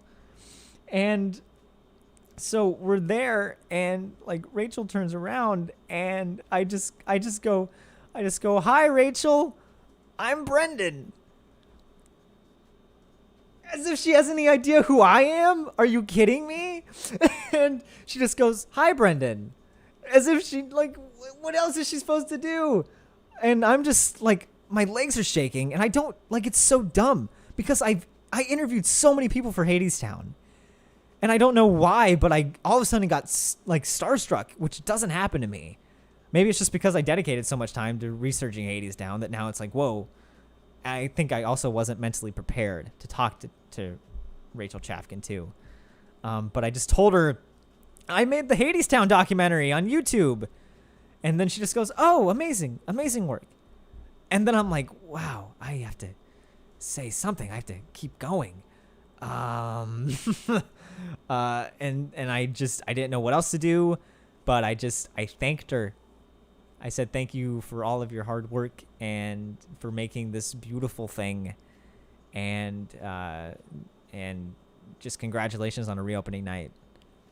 You know, I could have said, hey, I'm with Wait in the Wings. Hey, I'd love to talk to you about the inevitable Great Comet video that I'm going to make at some point in my life. But it just didn't feel right. It just felt that felt like a sleazy move to do that. So I just thanked her. And then I went and I talked to Sophia Ann Caruso. I said, I hate to be this person, but I have to get a photo with you. And she says, no, that's all right. Just be that person. Come on up. I'm that person all the time. And then we're there. And we take the photo, and I say thank you, and then I'm just like, well, you're probably never gonna have this moment again to say this, and I just say, Dead Mom was my top Spotify song of 2020. And then she goes, oh, that's awesome. And then she tells me this story. I had banter with Sophia Ann Caruso, which, find me a year ago and tell me that would happen. I wouldn't have believed you. And so we're sitting there, and we're standing there, and she says, oh, that's so funny. When I'm over at my friend's house, this one time I was over at my friend's house, and we were cooking, and I had Alexa play this. My Alexa's going to act up now. Okay. I had her play this. I said, play Broadway's best hits or whatever, like top Broadway hits. And the Alexa started playing. I'm always afraid to say it because I have one, so I know it's going to start saying something. And so it started playing Dead Mom. And then this was probably after she had left the show. So she went, oh no. And she went to change it. But her friend said, don't you dare. We're going to rock out to it. And then Sophia said, okay. And then they rocked out. And I went, oh my God, you're like Kanye. You just Kanye'd it, where you just put on your stuff and you're like, yeah. And then she said, yeah, that's, she was like, yeah.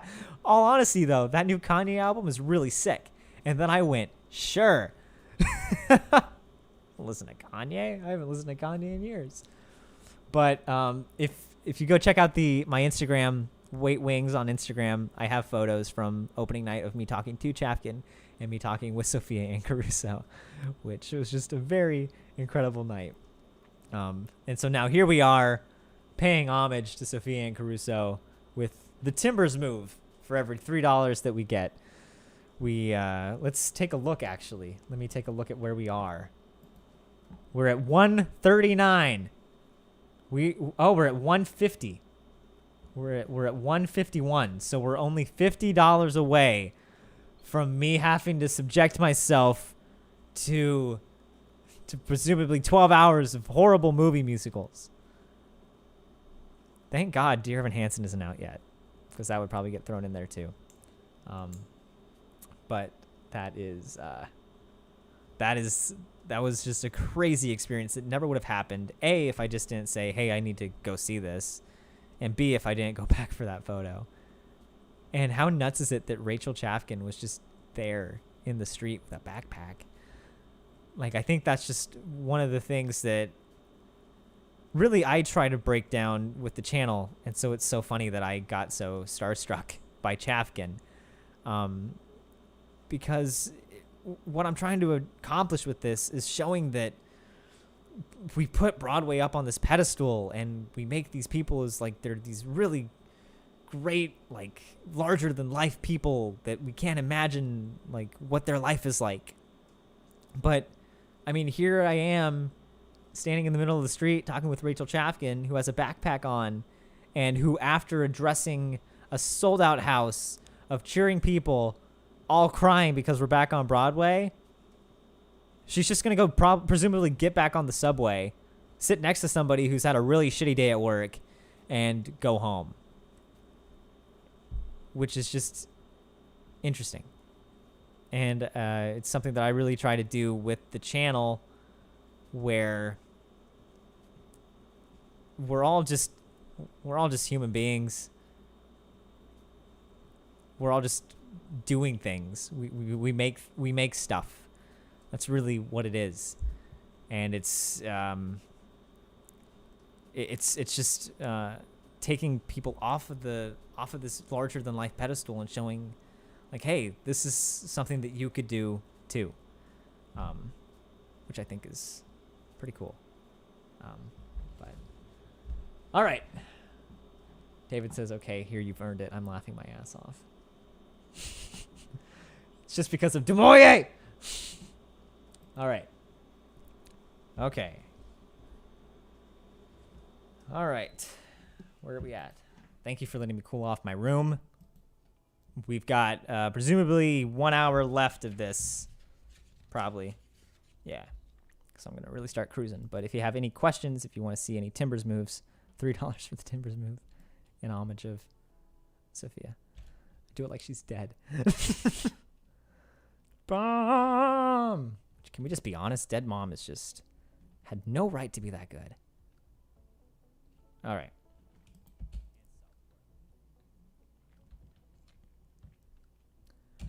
Kunza journeyed to Demoye's home of Cornwall, England, in an attempt to acquire the rights to Rebecca from her son, Christian Frederick Browning. Other writers had made a similar trip, only to come home empty-handed. Wow, I turned Cockney. Only to come home empty-handed. I hope you get the rights, Kunza. I hope you get the rights. Other writers had made a similar trip, only to come home empty-handed, and it seemed as though Kunza was about to suffer a similar fate. It was only after attending a performance of Elizabeth in Vienna that Christian sensed his mother's story would be in safe hands. Needs to be more definitive of an ending.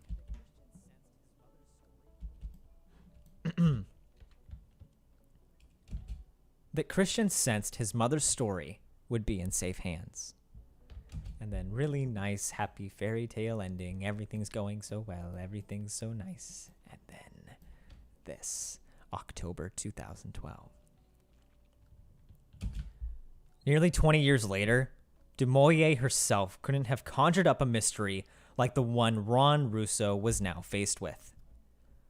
The collapse of Rebecca's Broadway transfer took with it the hopes, dreams, and security for the cast and crew who had prepared to invest their lives towards it.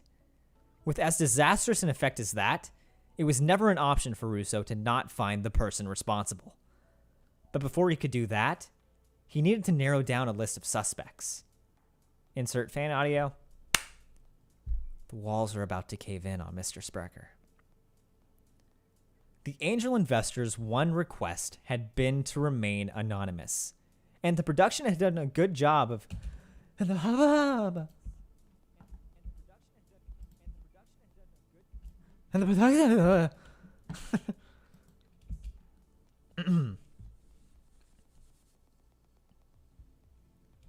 And the production had done a good job of keeping his identity and personal information confidential. There had been no known leaks. What?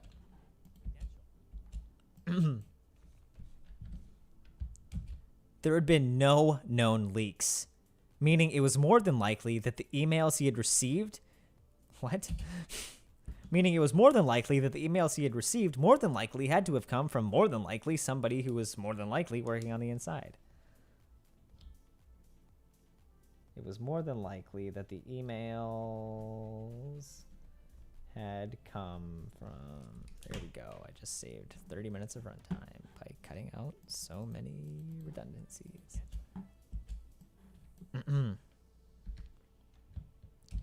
There had been no known leaks, meaning it was more than likely that the emails had come from somebody working on the inside. Was it the director, Francesca Zambello? The business liaison, Mark Houghton? Or maybe Sprecher had been double-crossed by his producing partner, Louise Forlenza. There were so many possibilities, but it just didn't make sense to Russo. Why would someone willingly attempt to sabotage the show they were working on? Could someone have been paid off? Was it a case of blind ego? Or could it have been that maybe this angel investor had been a ploy in a much larger scheme? Could it be that the person pulling the strings was the same person behind the mysterious death of the show's first investor? Despite the possible suspects, there was still one person that many people were suspicious of above all else. Russo's own client and family friend, producer Ben Sprecher. Bum bum bum bum bum bum wow bum bum bum bum bum bum bum, and that'll be the end. And that's the episode. Executive producer Dick Wolf.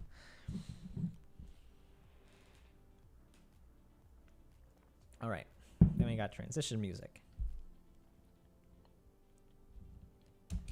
When it came to Broadway, Ben Sprecher was ready to be a somebody.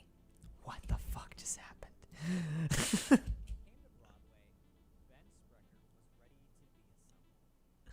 Ready to be a somebody. Thanks for watching Puberty, the musical, otherwise known as Spring Awakening.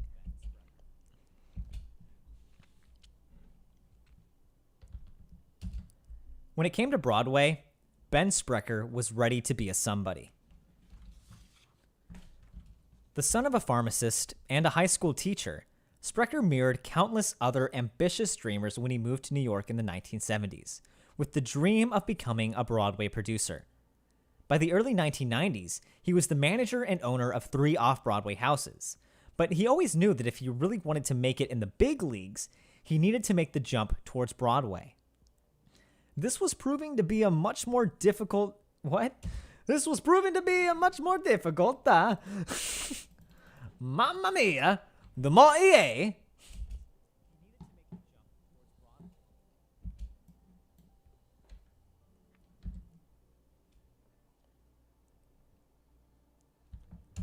This was proving to be much more difficult than he had anticipated.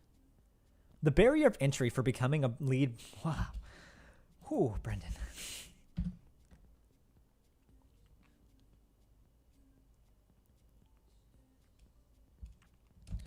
The barrier of entry for becoming a lead Broadway producer is incredibly high, with those who are most successful typically either being independently wealthy outside of the theater world or having a big enough pool of wealthy investors that they can call on. Sprecher had neither, leading many in the industry to cast him out as someone who didn't have the clout to be viewed as a serious force to be reckoned with. To them, he was just another theater owner with dream of... Oh.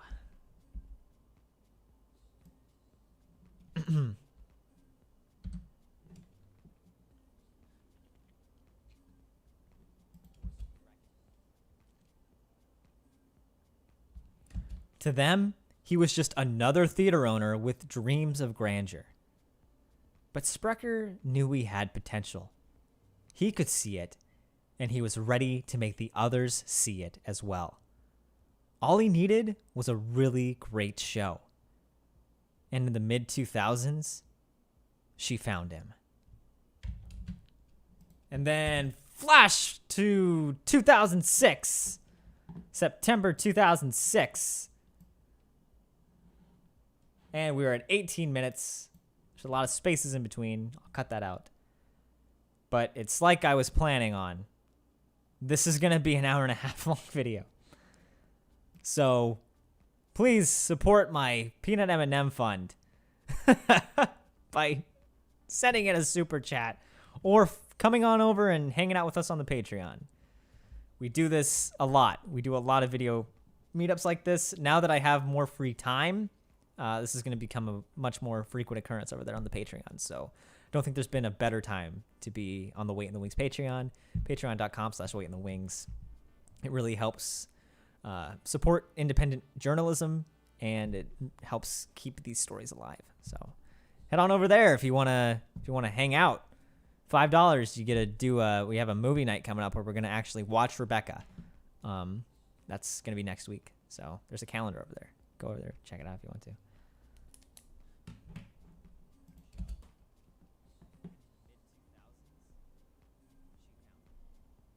All right, so we're at 2006. And we're coming up to the 9 o'clock hour. Thank you guys so much for being here, for sticking around for the past, 2 hours? Great. Nuts. I've dedicated this time just to do this because I either way I have to record this, and it's much more fun to do it with you guys. So thanks for being here.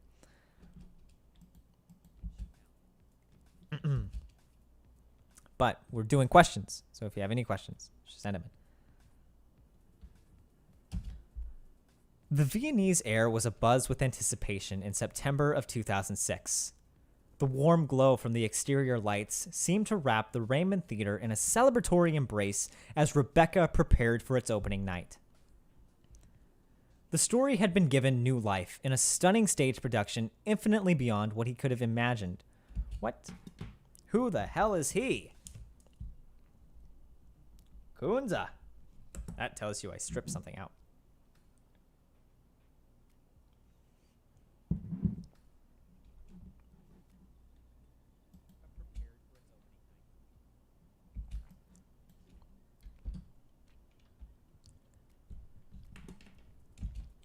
The story had been given new life in a stunning stage production infinitely...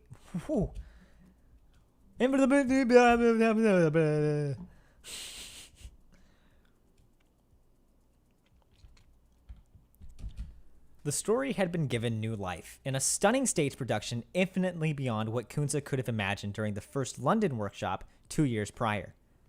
In initial readings, the show was charming in its modesty. Kunza and LeVay had crafted a handful of lavish, sweeping musical compositions, but the show's true strength came from its heart. Underneath Rebecca's beautiful melodies was a creator who had a genuine connection and reverence for the story. The overwhelming potential of the show gripped the imagination of director Francesca Zambello, so much so that following the first reading, she pulled Michael Kunza aside and said, insert fan line, "If you ever do bring Rebecca to the stage, let me direct it." Zambello is a type of theatrical hybrid, possessing a blend of old-school professionalism and an enthusiastic, inventive eclecticness. Having made her name in the world of opera, she seemed to be the perfect fit, since German stage productions followed nearly the same operatic production schedule, and the material in the show was very opera-esque in its nature. As the show prepped for its opening night, the decision to bring Zambello on board as a director had proved to be an inspired one, as she had faithfully elevated the gothic universe of Daphne du Maurier to meet the high stakes required for the stage. The show glimmered in the fairy dust of the 1980s mega musical, having been infused with the high-stakes drama and theatrical spectacle that had made shows by the likes of Andrew Lloyd Webber commercial juggernauts. This influence was on full display during the show's climax, that was guaranteed to leave audiences speechless. In the book and the film, the ending sees Maxim's dreamlike estate of Manderley burnt to the ground by an unhinged Mrs. Danvers. The book took a more reserved approach in this... I was so confused. I was confused for a second. The book took a more reserved approach... Fuck. It's like there's Novocaine in my mouth. Gotta rebuild that stamina. It's been 4 months. The book took a more reserved approach in this depiction, using the phrase, insert much better reading than what I'm going to do. The sky on the horizon was not dark at all. It was shot with crimson, like a splash of blood, and the ashes blew towards us with the salt wind from the sea. Let's see.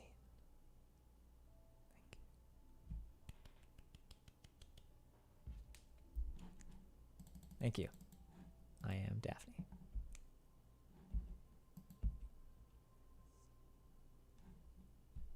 All right. Whereas the Hitchcock film decided to really milk the grand finale for a shocking flame-infested crescendo, the musical would double down on this spectacle, setting a colossal central spiral staircase on fire, with Kunze and LaVey's pounding and frantic music layered over top, building and building until the flames became too much, forcing the gigantic staircase to collapse into the stage in real time. The majesty of the finale was enough to make the phantom chandelier blush, and left the opening night crowd speechless. Specifically, an up-and-coming producer named Louise Forlenza. So much so that the very next day she phoned her business partner Ben Sprecher, and told him, insert fan line, "Holy shit, you have to see this production." 3 weeks later, Sprecher was in the Raymond Theater himself, experiencing the same overwhelming feelings as Forlenza and many other stunned patrons. Insert fans. The walls are about to cave in on Mr. Sprecher. Sprecher couldn't believe that other producers and theater owners weren't chomping at the bits to produce this in New York.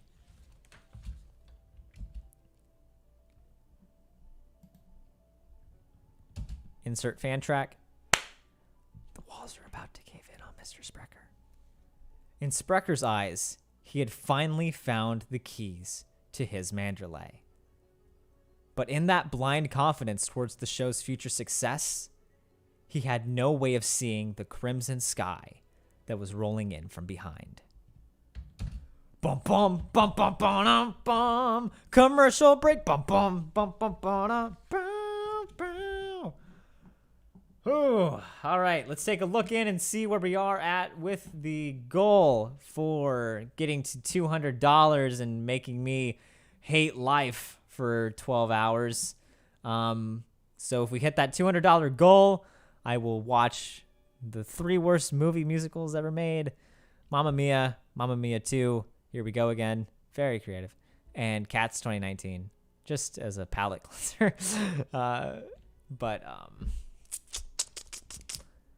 Yeah, we are $50 away. We're pretty close, but we've got 7 pages left.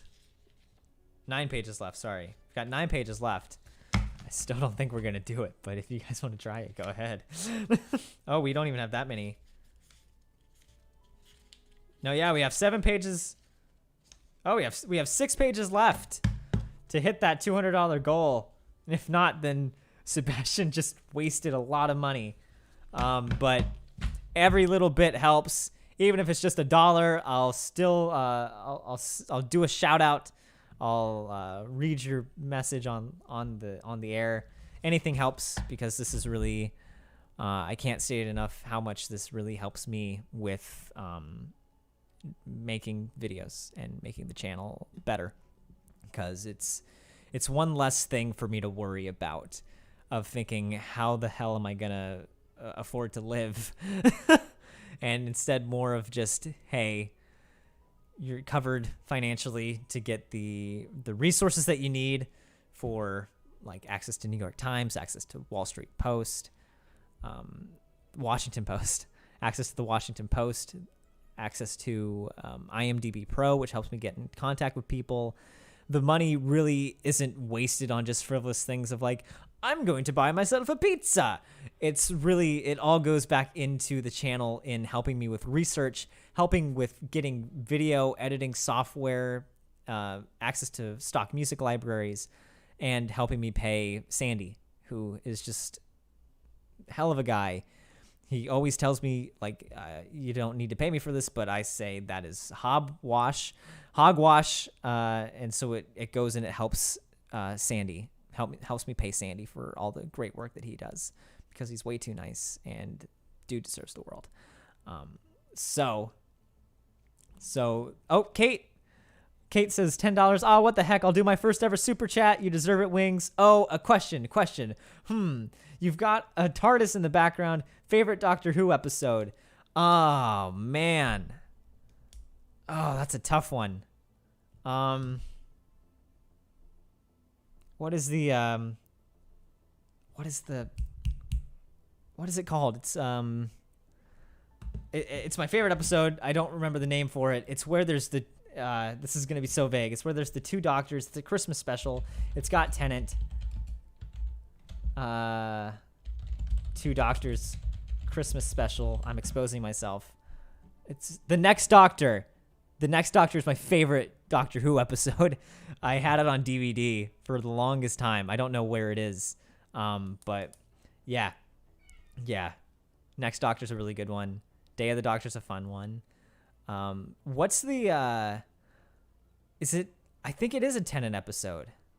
I can't remember. I'm pretty sure it's a Tennant episode where they go to Pompeii and they have to save the family, and the family is Peter Capaldi. So I always think that's a funny one. I think that they should bring back Capaldi and have him go back to Pompeii and see the family and be like, "Wow, you have such great looks." But that's a really good one. I love the Silence episode. That one is legitimately scary.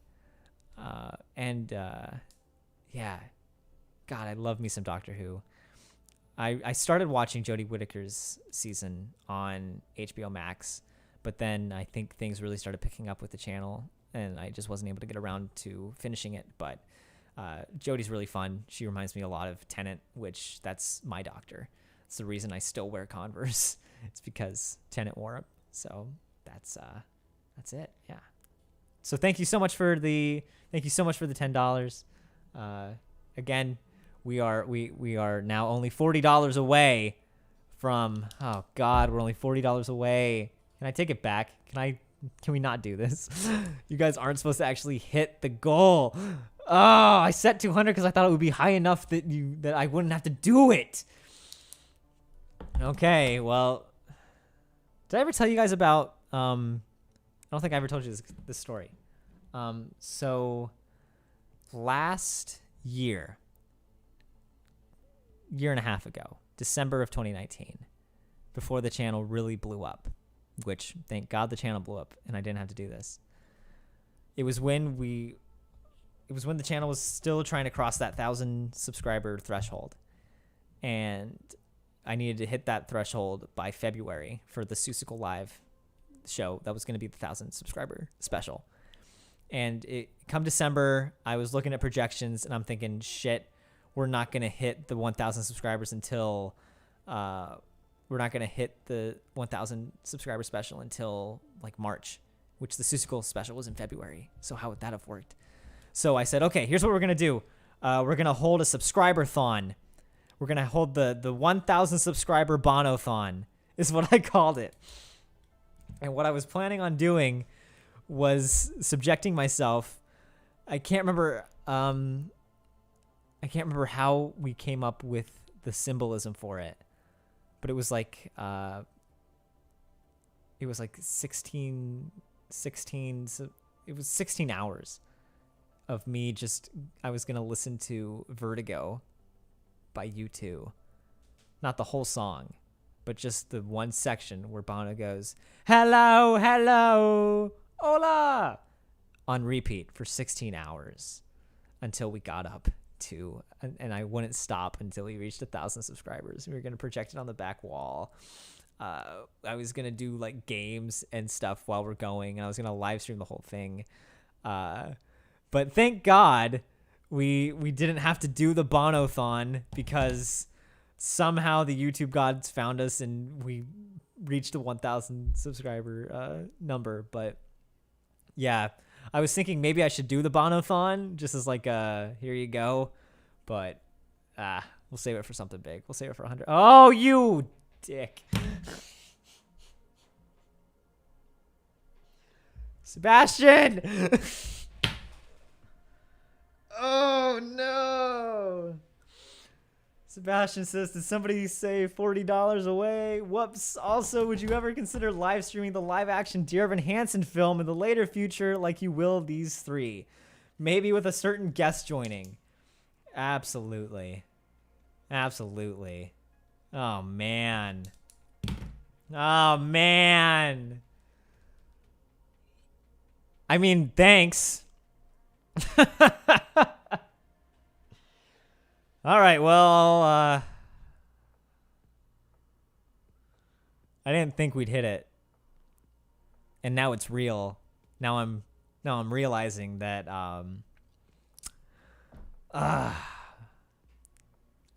haven't seen Mamma Mia 2. So I have to watch Mamma Mia, which is already going to put a bad taste in my mouth. And then I have to watch Mamma Mia 2, which Mamma Mia 2 has a bad taste in my mouth because that was around the time that MoviePass was starting to go under. You remember MoviePass, where it's like the credit card that's like pay a monthly fee, like $10, and you get unlimited movies? This was near the end where they started doing blackout dates, and I didn't know that they were doing blackout dates, so I thought, oh, sick, I'll go watch Mission Impossible 4, and then I couldn't get in there, so I thought, well, shit, they're doing blackout dates. Maybe I can go see Hotel Transylvania 2. And then that was a blackout date, and the only showing that I could go to was Mamma Mia 2. So that's another reason that I hate Mamma Mia 2. It's because it was the only thing that... oh, God. So this is just a little preview of what you're going to get at this live stream.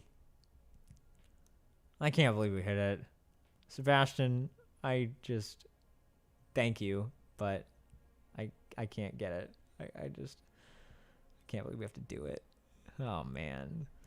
David says someone underestimated the power of people on the internet wanting to have fun at someone else's expense. Oh, Broadway by Ghostlight's here. Hey, Mark, guess what? I have to do the trifecta of pain. Well, I'll put on my tracksuit and I'll get that all scheduled up. But thank you, everybody who supported. If you still want to ask any questions, if you still want to support the channel moving forward, we still have 7 pages to go. I have to watch Mamma Mia 2. Kate says Mamma Mia 2 is genuinely good. How? It can't be. Mamma Mia 2, there is no possible way. There is no possible way that... I'm gotta turn on the AC because I'm getting fired up. There is no possible way that Mamma Mia 2 can be better than the first Mamma Mia, and that's saying something. Because Mamma Mia 1, you have all the hits. Mamma Mia 2, it's like, well, I mean, there's probably some left. Let's see how many times we can replay freaking Dancing Queen. Oh, I'll probably make a drinking game to go along with it of every time they say, here we go again. Or any time that, what's his name? Is it Colin Firth? Is that who it is? Who is he in Kingsman? Is it Colin? It's not Colin Firth. What is his name? Kingsman cast. Colin Firth. I did get it right. Okay. Yeah. Anytime Colin Firth does something cringy, I'll take a shot. But let's see, Teresa says, Fernando. Broadway by Ghostlight said, I sat through one. I've paid my dues. And that was another thing. I thought maybe the stage production is better. And I went to go see it with I had a friend who was in it. So I thought maybe that'll make me like it a little bit more because my friend's in it. And I went to go see this thing and I left and I went, that was even fucking worse. I didn't think it could be any worse because I've said it before. I will die on this hill. I've said it before. I will say it again. Nobody likes Mamma Mia. People like ABBA, which I just figure you're just going to this to get wine drunk and to listen to ABBA music, just get wine drunk and go see an ABBA cover band because then there's less of a really bad story in between. There it is. There's my take on Mamma Mia. My friend Travis from college is in the chat. Everybody say hi, Travis. Teresa says Pierce Brosnan. Pierce Brosnan is the saving grace of Mamma Mia. I said what I said. Just because I'm a Bond fan. So at least there's one familiar face. I'm like, oh, they got you too. Ah, man. But, okay, we're at 9:15. I'm going to dive back into the script. In 15 minutes, we're going to be doing another question round. So if you have any questions about the process behind putting the script together, the 4-month process of going and having these secret meetings with people, any questions do you have about the future of the channel, about previous videos, anything that I can answer, any thoughts that you want, $5 and I'll answer it in the question round. $15 and up, I'll answer it right then and there. $3 and I give you a Timbers move as I record. So I'll stop recording whatever it is I'm doing and I'll just go boom. So yeah, here we go. Everybody's fired up about my hot takes about Mamma Mia. You know I don't like it. Follow me on Twitter at WaitWings. Hear me rant about Mamma Mia at least once a month. I can't wait for the 4th one where they team up with 21 Jump Street and the Men in Black. Okay. All right, let me get back to the actual editing video.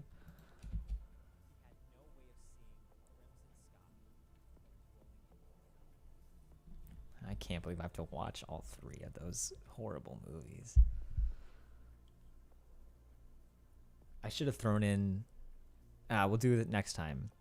Next trifecta of pain. Fame, the musical is going to be in there. Not the movie. The movie's great, but the musical is just fucking horrible. I'm going to need to get a stress ball.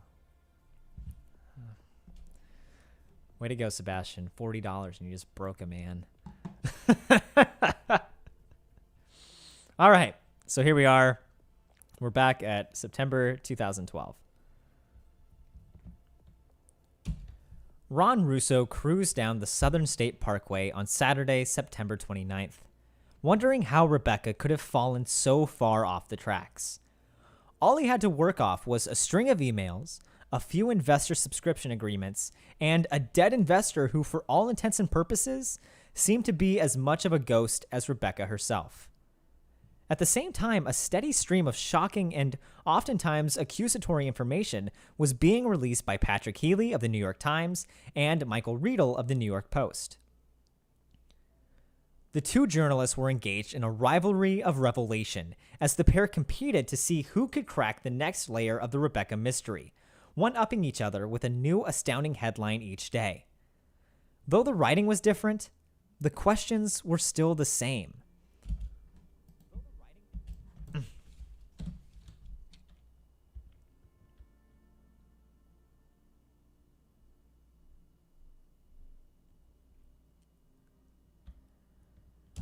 Though the writing may have been different, the question was still the same.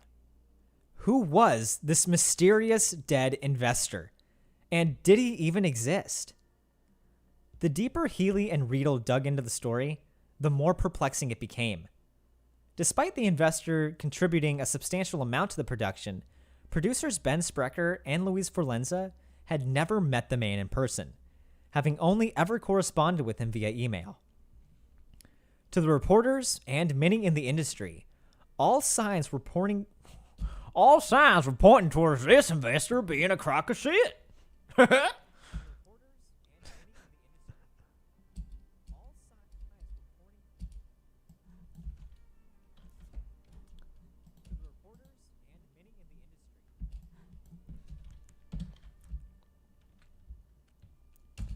To the reporters and many in the industry, all signs were pointing... Fuck, why can't I say the word? Pointing for...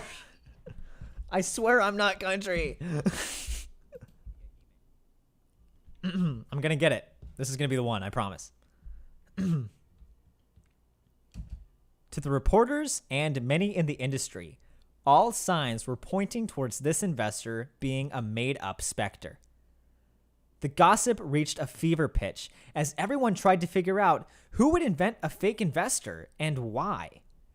Naturally, all fingers began to point towards the only person who desperately needed the credibility of a big-name investor in order to attract others. Producer Ben Sprecher. Bum, bum, bum, bum, bum. Pointing. I'm excited I got to use the word Spectre as a Bond fan. Just a little happy wiggle. Happy wiggle at using big words. Spectre. Which is not actually spelled like the Bond like the Bond organization, sadly. With the ever-growing list of postponements for Rebecca, he and Forlenza were getting accustomed to the... That doesn't make sense.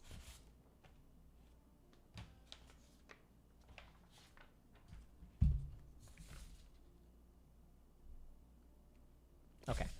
It does make sense.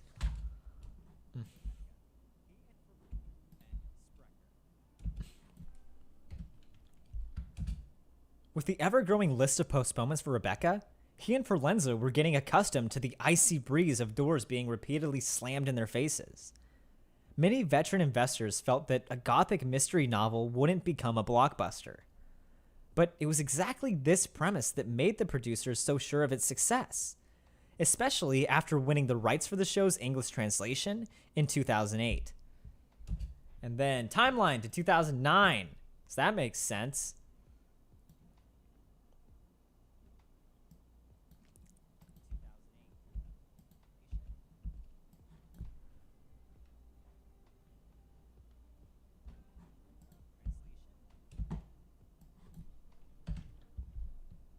In the late 2000s. Fixed it. All right.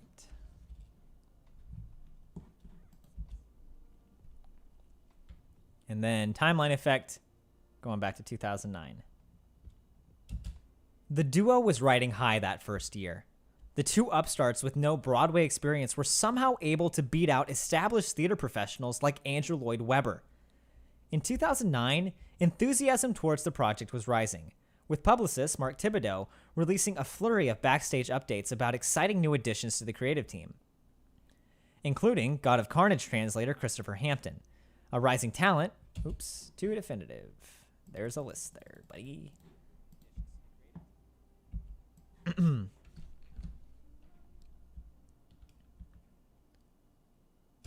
Including God of Carnage translator Christopher Hampton, a rising talent named Sierra Bodges agreeing to star as the Mysterious Eye, and actress Karen Mason preparing to take on the role of Mrs. Danvers. Mason had been a consistent player on the Broadway stage, but this role had all the makings to be her breakout performance. To direct, Sprecher and Forlenza Reeve Carney.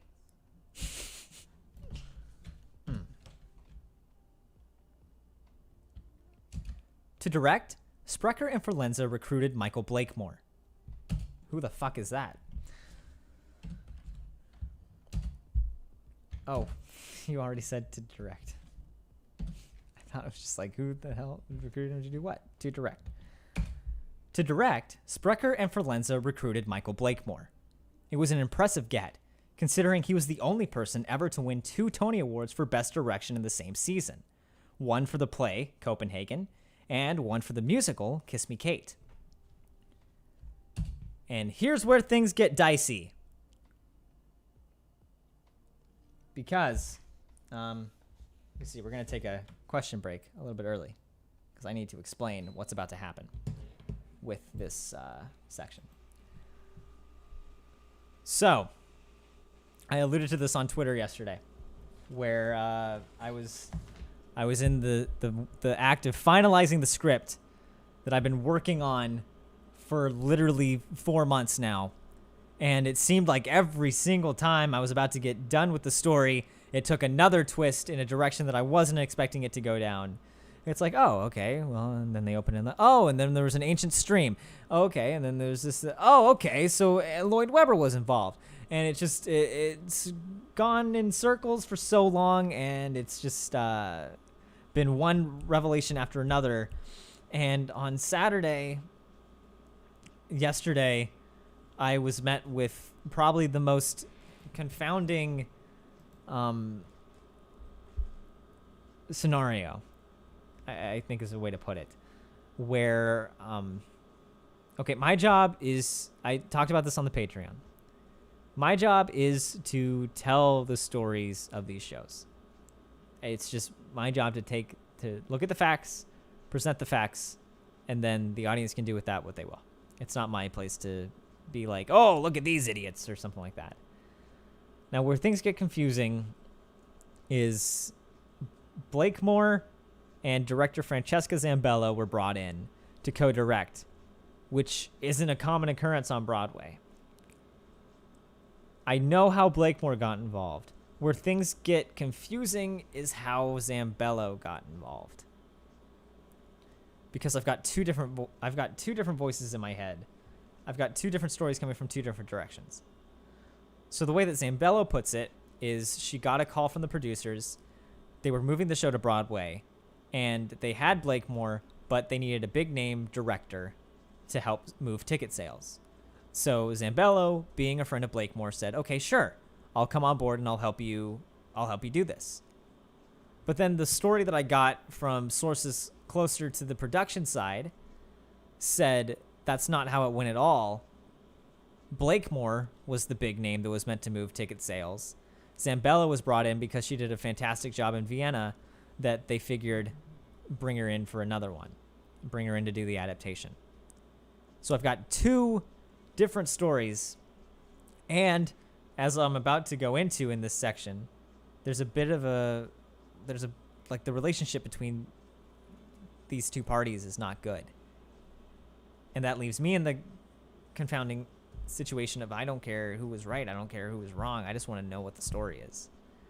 And sadly, it doesn't look like I'm going to get to the bottom of what really happened, but I think it adds a really interesting perspective into the relationship between the director and the producers. If now, nearly 10 years later, they're still not on the same page, I think that speaks to something.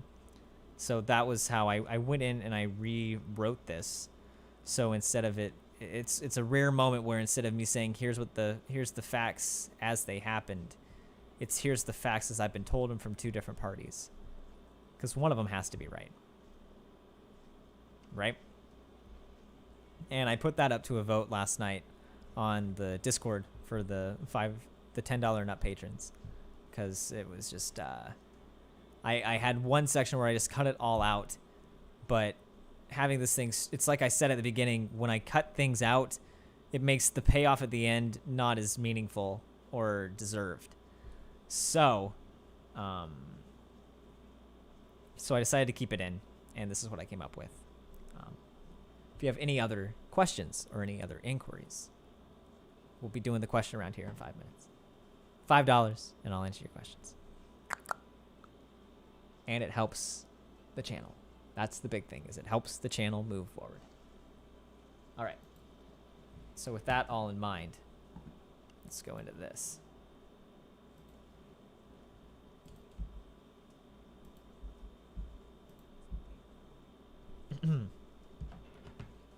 Thank you for giving me the opportunity to cool off my apartment. How nice that I have a working AC.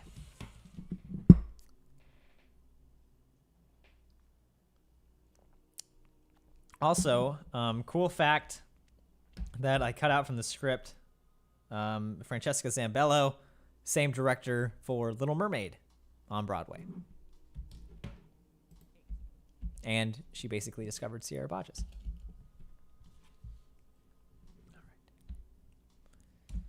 In 2011, Francesca Zambello would agree to come on board as a co-director. The exact reason for this varies depending on who's asked. To the producers, they believed Zambello had done such a masterful job of bringing the show to life in Vienna that it only made sense to have her bring it to Broadway. However, they also needed Blakemore to help the show move more tickets. Oops.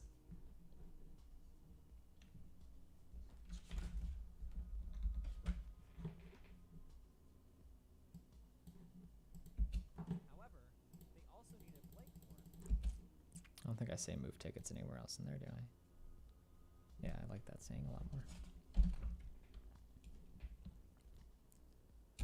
However, they also needed Blakemore to help the show move more ticket sales. However, Zambello remembered it differently, stating that she had been the one they were counting on to drive more ticket sales. According to Zambello, she agreed to come on board after the producers approached her.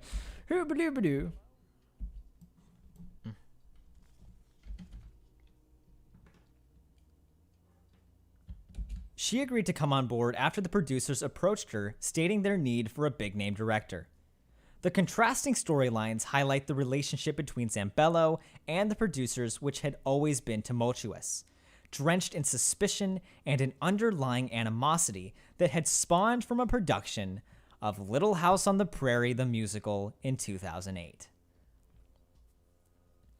The musical had opened to rave reviews, and almost immediately got offered the chance to transfer directly to Broadway. But, much to the aggravation of Zambello, the offer had been rejected by Ben Sprecher.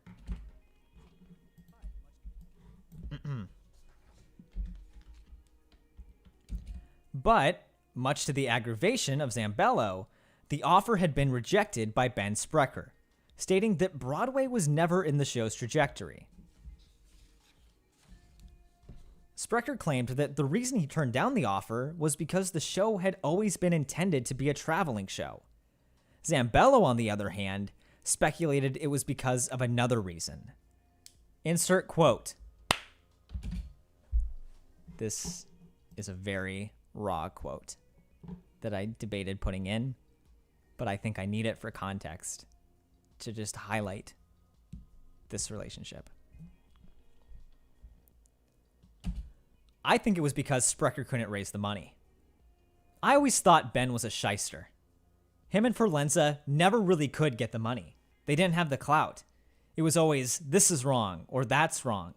But it was never, let's go get the money then. They were just bold-faced liars. Ben always lied about the money. He was a sham artist.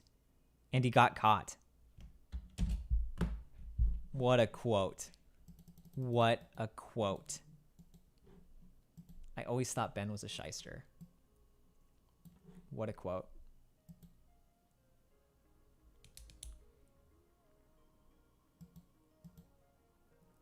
Let's see. The simple Mr. Morning says, how close are we to the trifecta of pain? We passed the trifecta of pain. I'll be doing that soon.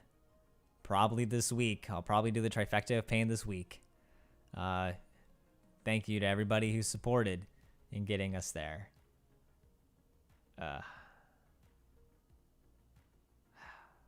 All right.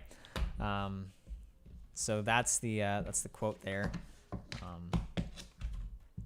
That interview with Zambello was just so incredibly real. And I'm wondering if it's because she was in a rush and she had to get to rehearsals for her theater company. that she wasn't as on guard, and we were able to break down things, and it was just so transparent. And I think this just really highlights the importance of this story is that, cool down the room again, it's like I was talking about at the beginning of this. In all the main publications, they all either focus in so much on, well, here's the producer side of things. Here's the entirety of the scandal. Here's what happened with this guy who ended up in jail. And in the meantime, you lose the context of the human beings that were involved in it because you're so taken aback by this scandal, and everybody just dives in on the scandal and like, how could this have happened? Look at these idiots.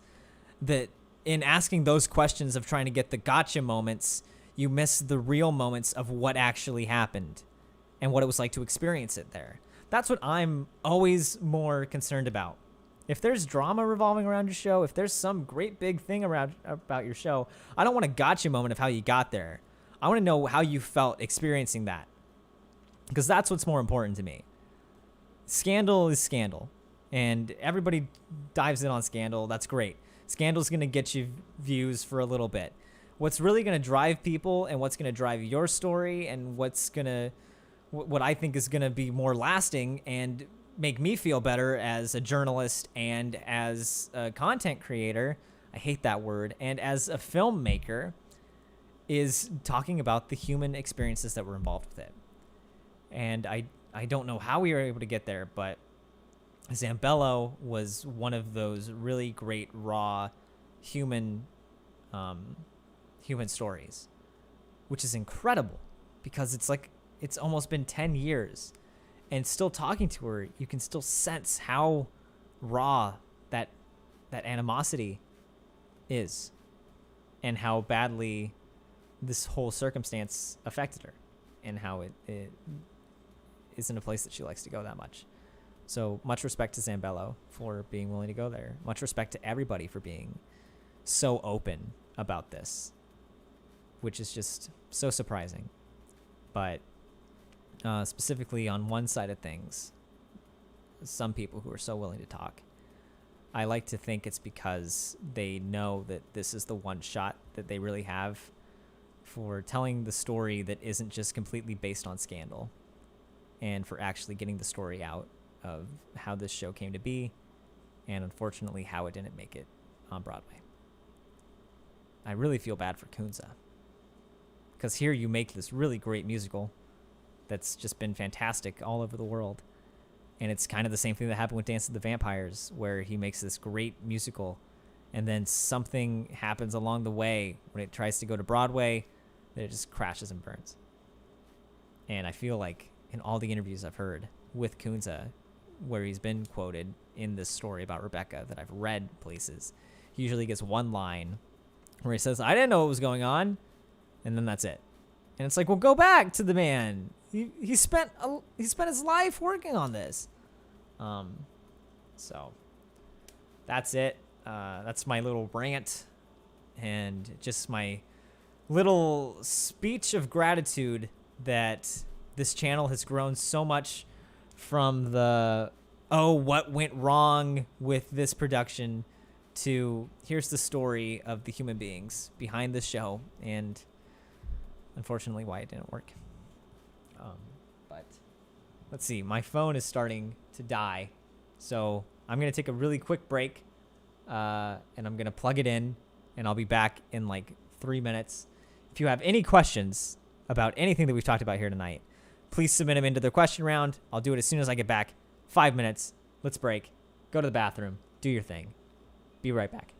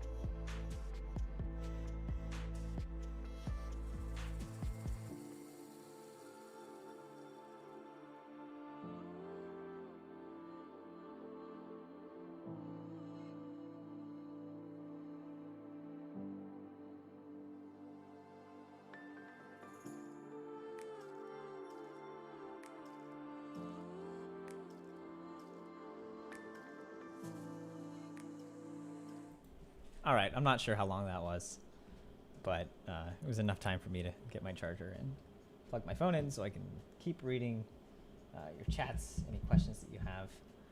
Let's see. So let me go into the questions really quick. So I hope Mark's still here because I'm now seeing his bit. So Broadway by Ghostlight asks, why is the Groundhog Day double take video the best one?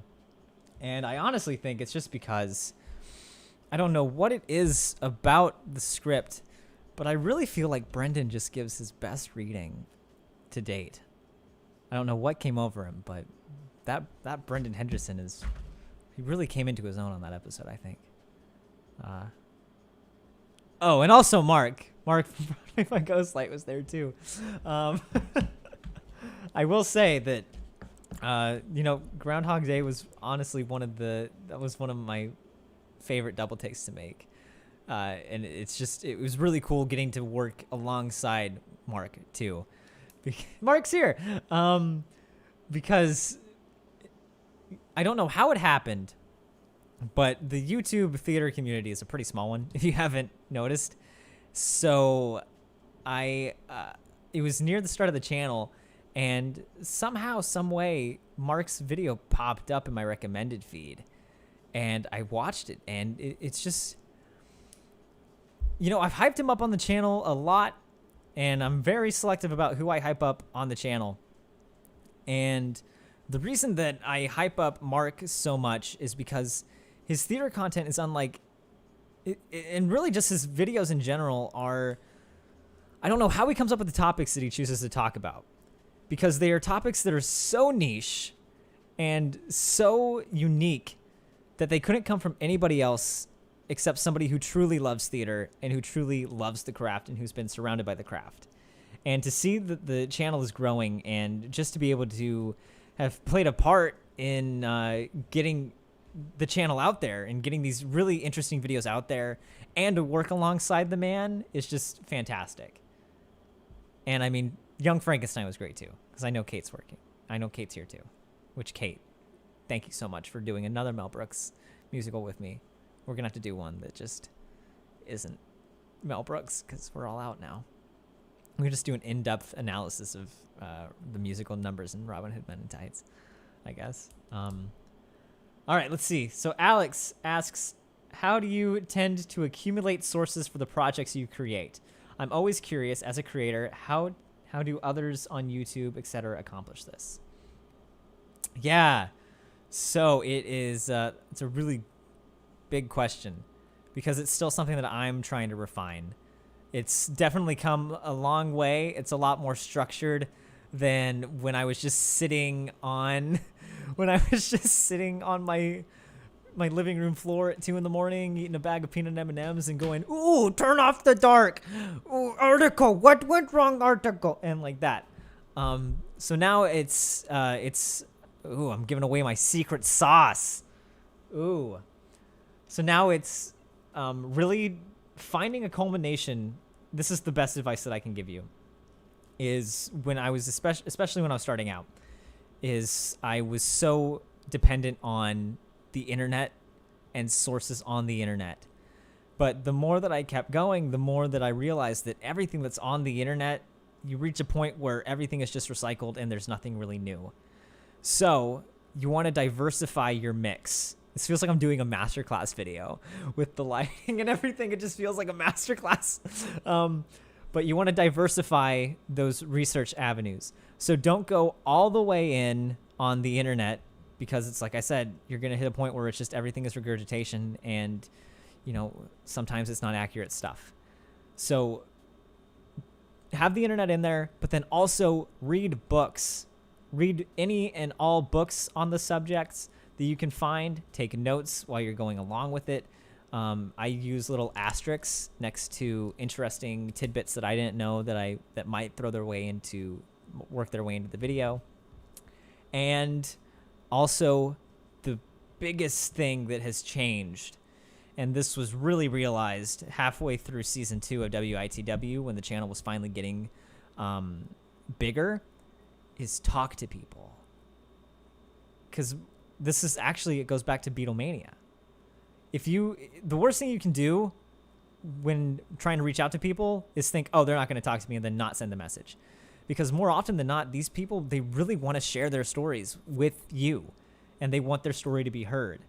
So those are the three main sources: is check on the internet for good baseline information, read books to go deeper on the things that you found in that internet research that you want to expand on, and then also talk to actual people using the information that you've learned here, that's going to guide a better interview for you. So there you go. That is my secret sauce. So thank you for the $7, Alex. Cool. And simple Mr. Morning, I want you to ask that question with super chat, and then I'll answer it. Did anyone else just see that? I made myself laugh, and then the water spilled. I have a hole in my face. Hole in my mouth. Man. One of my friends just... I messed up the saying again. Okay. Water on my papers. Okay. We have 2 minutes left. If anybody wants to do another question, I'm here. If anyone wants to comment on my lovely photo design layout that I set up this morning, let me hear it. I took the train in and I went to Staples, which, what a scam. They make you pay 39 cents per minute that you're using their computers there, right? And I think they deliberately slow those things down just so you're having to pay more, because that should not have taken me 4 minutes to print this off. Okay, where are we? We are...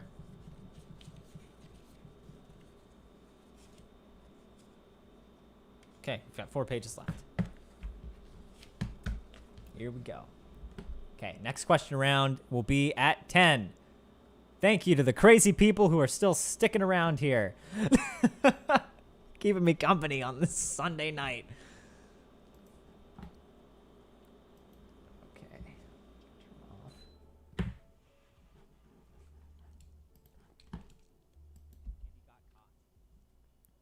Okay, so we're at September 2012. Whew. Russo slowly navigated the pocket-sized parking lot of the Olympic Diner. There was no denying that the theory of Sprecher creating a fake investor could have been entirely plausible. However, Russo had become a pretty good judge of character. After spending so many years defending clients who were clearly guilty, he could also tell when they were innocent. While the papers had Sprecher as the only suspect, Russo was interested in learning more about another, the show's business liaison, Mark Houghton. Following their explosive meeting in Schubert Alley, Russo asked Sprecher to give Houghton a call. Taking over the phone, he told Houghton that...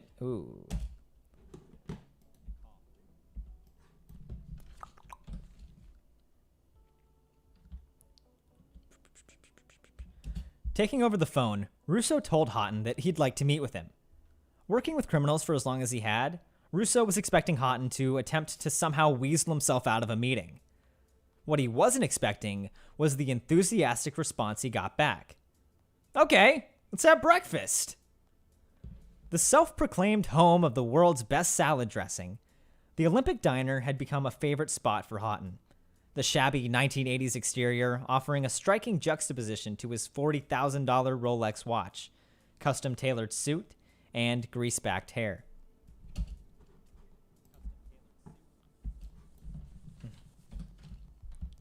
And greased back hair. He was a stockbroker who had obviously done very well for himself, periodically wasting his days away either on the golf course or on board his private yacht, modestly named the Hot Catch. Russo found his way into the crowded diner alongside colleague, private investigator Tom Kelly, and his client, producer Ben Sprecher, eventually sitting down across from a cool and haughty Houghton. The cocky demeanor had a different flavor than it had 5 months earlier, when Louise Forlenza met Houghton for the first time at the Garden City Hotel. She viewed him as a potential protector of the show's potential, as opposed to a suspect of the show's production.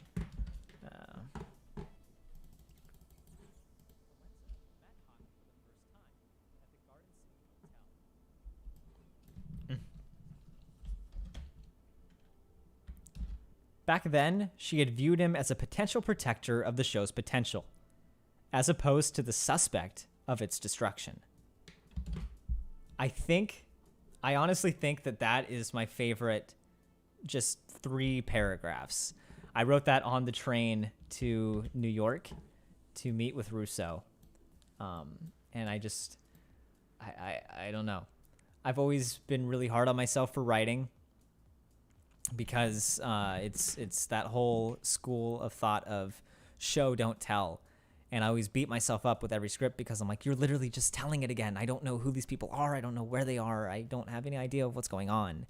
And so I started reading more books, specifically Dan Brown. I started reading Inferno. And when I was reading through Inferno, I was taking a look at how he used language to describe things and situations and scenarios. And I think, like, I'm really happy with how that paragraph came out, which is new for me because I usually walk away from the scripts going, well, that's the worst thing I've ever written. But I think the self-proclaimed home of the world's best salad dressing is one of my favorite lines that I've ever written. Because it's just like, what is this story? Why is that their main calling card on their website? It's right up there on their website. Like, what a weird flex. But okay. The world's best salad dressing. I need to go and try it. It's in Long Island if anyone wants to go.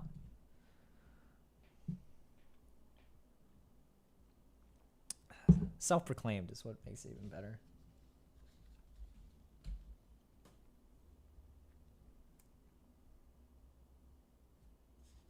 Okay.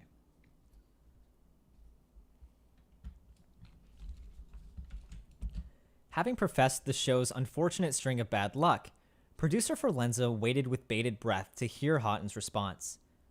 Shortly after securing the rights in 2008, Sprecher and Forlenza decided the best first step, there should be a timeline.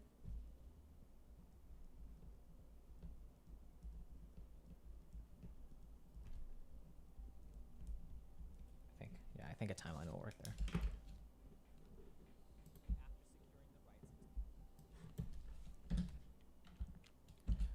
Oh, guys, get ready. It's about to get even crazier. Shortly after securing the rights in 2008, Sprecher and Forlenza decided the best first step would be to give the show a test run on the West End in 2011 and a Toronto run in October of 2012.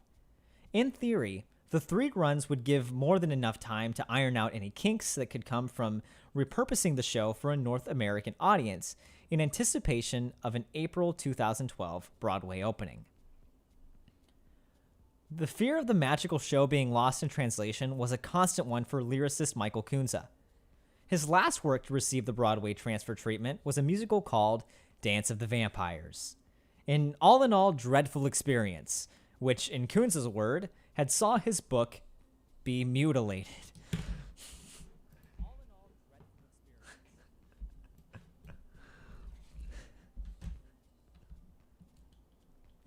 An all-in-all dreadful experience, which, in Kunze's words, had saw his book be mutilated without his knowledge.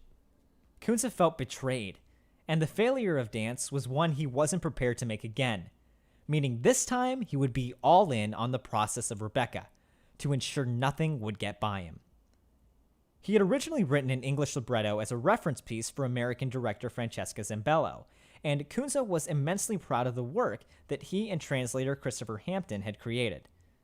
The language might have been different, but the heart of the story was still the same. By the time the show's first reading in London took place, Kunze and LeVay felt confident in the decision they made to entrust Rebecca to Sprecher and Forlenza. They had a large list of talented stars interested, a stellar creative team. Chester, did you just sneeze? Where are you? My cat just sneezed. You can hear him. For some reason, he's just decided.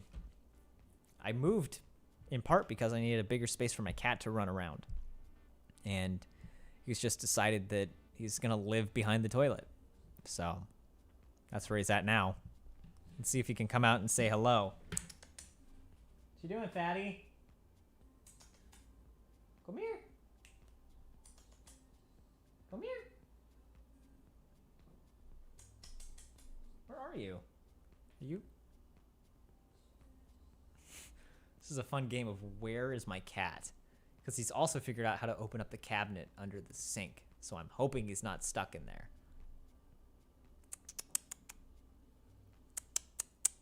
Cat? Oh. He's in his house. That's rare. What are you looking at? You're cute. So, will you make your cat watch cats with you? Yes, I will make my cat watch cats with me.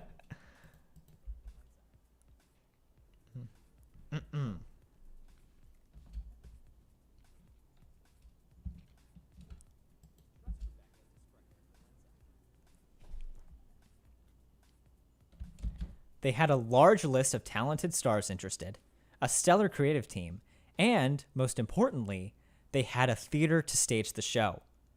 The Shaftesbury Theatre in London might have been immaculate, but it still required a major overhaul to bring the extravagant world of Rebecca to life. The team knew that the most technically complex moment was going to come from the grand staircase of Manderley's fiery descent into the stage. To make the moment work artistically, a crew needed to dig underneath the theater to create a trap door large enough for the stairs to sink into. Once exploratory I just can't believe this part and that nobody talks about this part because it's just fucking nuts. And it just perfectly sets the tone for what this whole process is going to be.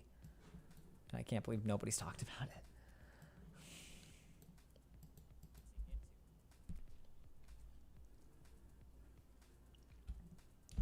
Once exploratory excavations began to see if the site was safe, teams were perplexed to see their test hole flooded with water in a matter of seconds.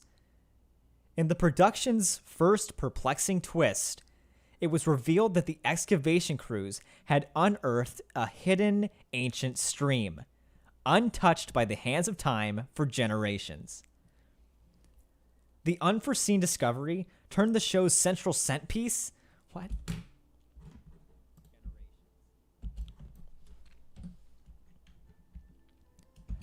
The unforeseen discovery turned the show's central set piece into a central headache.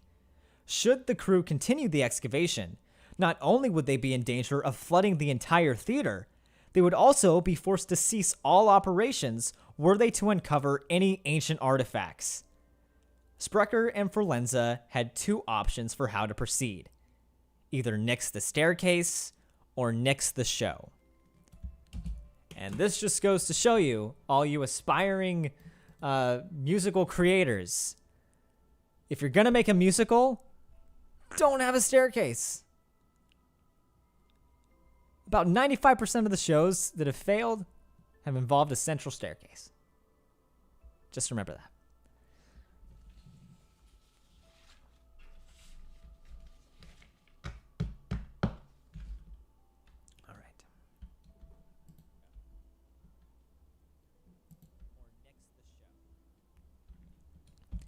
In a somewhat bewildering move, Sprecher announced in December of 2012 that Rebecca would no longer open in the West End. To him, the $3 million staircase collapse at the end was too pivotal to the show's success that cutting or downsizing it would have completely robbed the show of its artistic integrity. But when the Schuberts offered...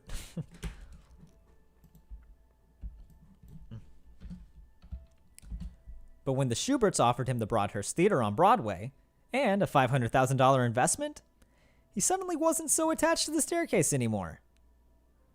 The Schuberts' investment, mixed with a planned $5 million contribution from a real estate developer named Norton Herrick, filled Sprecher with enough confidence that by July of 2011, he announced that Rebecca would be opening in the spring of 2012 on Broadway, potentially bringing some much-needed competition to the second half of a season that had been high in drama, but sparse in new musicals. Come November, everything seemed to be going better than expected. Rebecca leaned even more into its goal of becoming the next Phantom of the Opera, going so far as casting Sierra Bodges and Tam Mudu, alumnus from the sequel musical Love Never Dies, as I and Maxim de Winter, and taking up residence in the Broadhurst Theater, which was directly next door to the Majestic, which had housed the high drama romance for roughly 24 years. The smooth sailing towards an April 2012 opening hit an unexpected financial iceberg in December. Despite having spent $250,000 to draft subscription documents that appealed to Norton Herrick's requests, for reasons still unknown, he got cold feet and decided at the last minute to scale down his investment from 7 figures to 6. The news was a major setback. By this point, the production had already spent $1.4 million on preliminary production costs and set construction, and the economy was still reeling from the great... Fuck.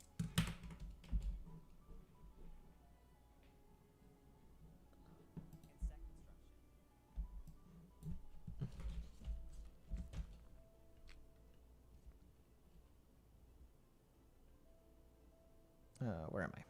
And set construction. Okay. And the economy was still reeling from the Great Recession. Soon enough, Sprecher and Forlenza once again found themselves short of their $12 million goal. In January of 2012, the duo were left with no choice. They had to postpone the show again. The announcement of a new opening in fall of 2012 knocked it out of Tony contention for the 2011-2012 season, which was increasingly picking up speed. It was an extremely frustrating blow for the original creative team. The sets were made and in storage, the 130-person cast and crew was established, and they were ready to bring the show to life in America, only to keep getting sidelined by the lack of funding. The situation was exceptionally aggravating for co-director Francesca.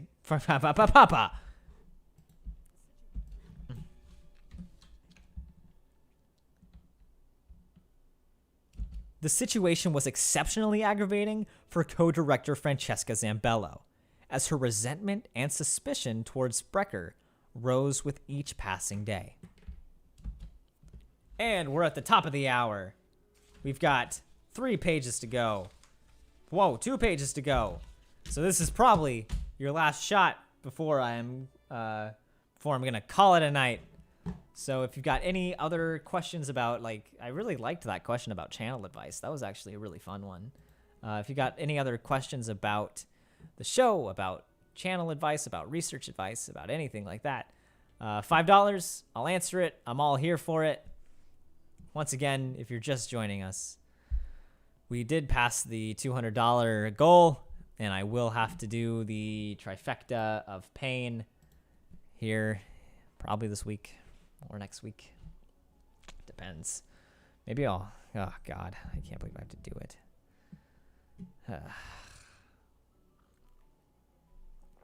But, yeah. Let's see. Someone says, is anyone hearing faint background music? I hope you were hearing it because I've had it playing underneath this the whole time. I can turn it up a little if you want to. But if you wanna support the channel in any other ways, another great way to do it is liking the videos, going back to your favorite one and sharing it through social media, through your social media channels. That's a great way that you can help without spending money. I like to bring up that this channel only really got big because one person shared a video the right way.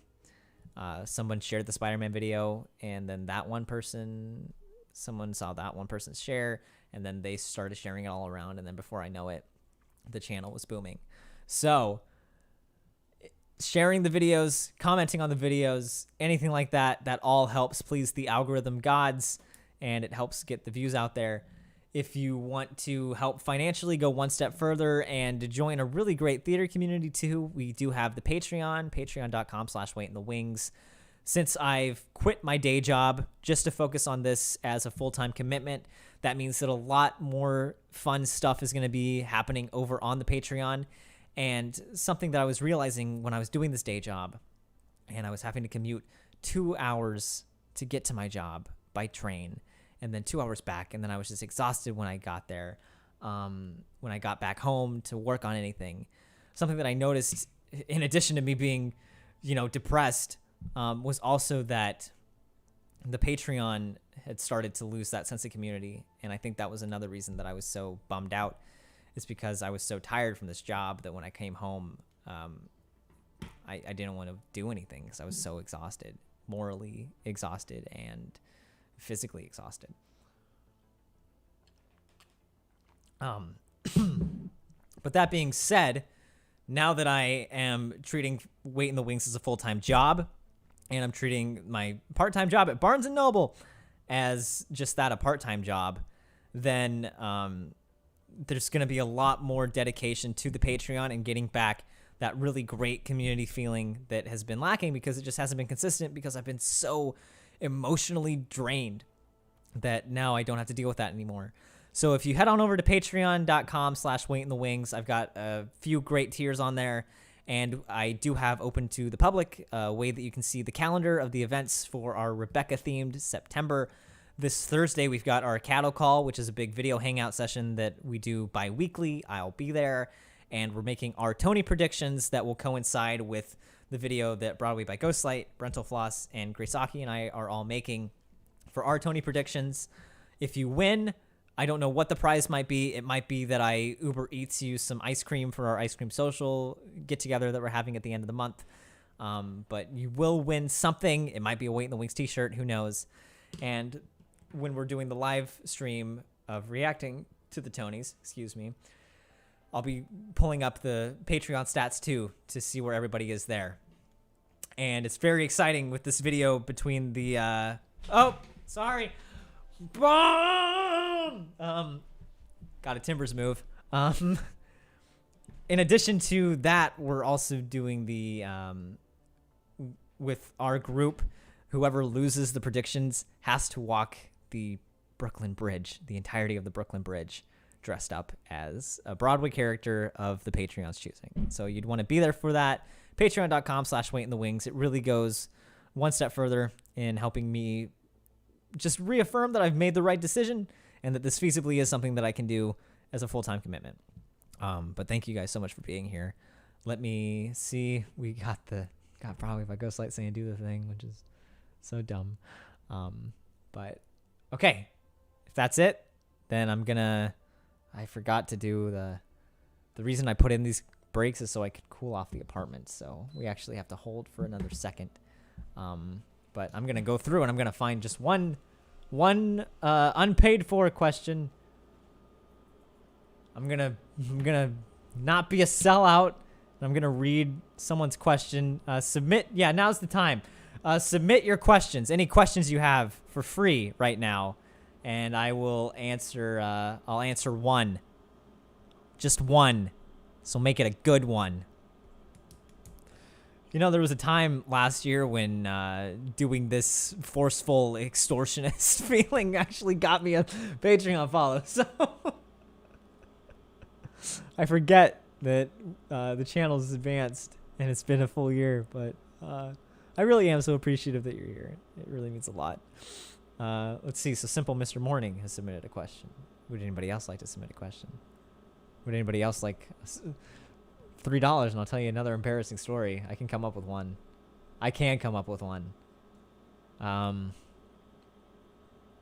What is one? Not really an embarrassing story, but a pretty exciting story. I can tell you about the time that I did a 20-minute performance bleeding profusely. But I had to stick it through to the end of the show. Okay, here we go. $5, and I have a choice of which story you can hear. You can either hear the bloody story, the bloody play story, or you can hear the time that I ripped my pants on stage. $5, and I'll tell you that story. One of the two. So be sure to tell it in the super chat, and I'll tell you one of them. But until then, Simple Mr. Morning says, "Oh, wait, my question." Well, that's two good questions. Oh, man, we've got too many. Oh, okay. Okay, question machines shut off. Okay. Simple Mr. Morning says, what are the main elements that make a good movie based on a musical or vice versa? That's a whole video essay waiting to happen. Man, that's a really deep dive because I can go so many different ways. I think the main thing that it comes down to is just respect your source material and don't lose the heart of what made the thing real. A real success on Broadway or in the theater world. That's like number one is don't lose that core. Don't put CGI faces on cat bodies. And the most important element of what makes a good movie based on a musical is stop doing adaptations of Mamma Mia. There it is. And then Broadway by Ghostlight asks, does your B&N have the Hadestown book in stock? They do. That was one of the first things I checked when I was interviewing there was, do they have a theater section? Because if they don't, I'm walking. And not only did they have a theater section, they also had the Wheel of Fortune board game, which I get a 30% discount. So, that's the first thing I'm going to buy. And we'll probably end up playing it on the Patreon. We'll probably have a Wheel of Fortune night where I'll make my own puzzles. Very exciting stuff. All right, so I'm going to record these last few lines. If we get that final $5, then we are going to hear my last story of either ripping my pants or ripping the muscles in my legs. Here we go. All right.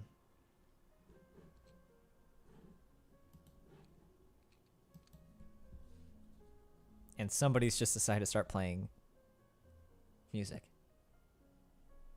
Question is it coming from a car? Or is it coming from another apartment? Think it's a car. Great thing about living in the city now. All right.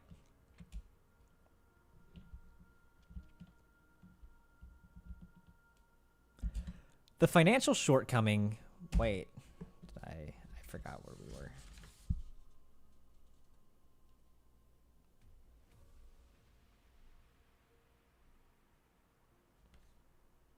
I feel like something got cut. I feel like I'm missing something.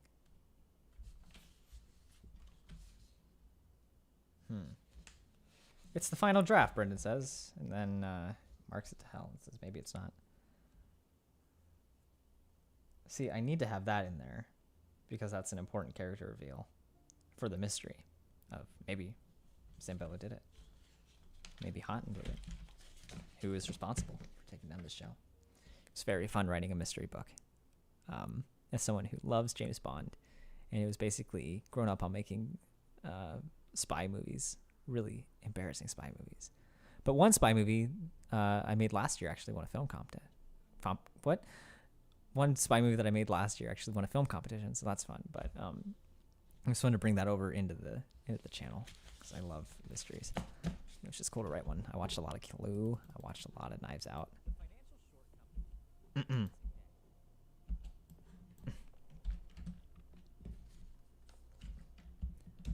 It was this financial shortcoming that had led What? I don't think that's supposed to be there. I feel like I made a boo-boo. Okay. It was this financial shortcoming that had led... It's Forlenza. So many names! It was this financial shortcoming that had led Forlenza to the hotel one February morning in 2012 to sit across from the man she was now hoping would be the key to opening the gates of Manderley. Forlenza was a well-connected accountant, and it was through the friend of one of her clients that she was introduced to Mark Houghton.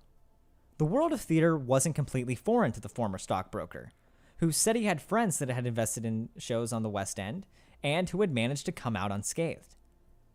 Ultimately, Sprecher and Forlenza would agree to bring Houghton on, agreeing to pay him 8% commission on any amounts of money he brought in over $250,000 and a $7,500 fee that would be endorsed by his company, Trinity Management. It wouldn't be long until the bet on Houghton would lead them to the promised land.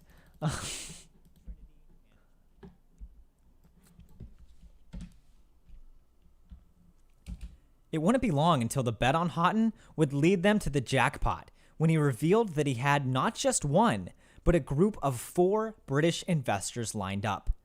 The amount they'd be willing to give?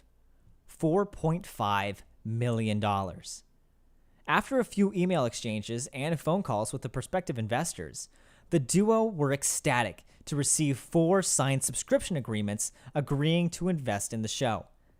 At long last, they had finally found the last bit of money they needed to reach the $12 million capitalization. Rebecca could officially open. 3 investors named Roger Thomas, Julian Spencer, and Walter Timmons agreed to provide a combined $2.5 million, while their lead associate would chip in $2 million himself. The astronomical amount would come from a wealthy South African businessman. His name? Paul Abrams. And then everything gets really messy.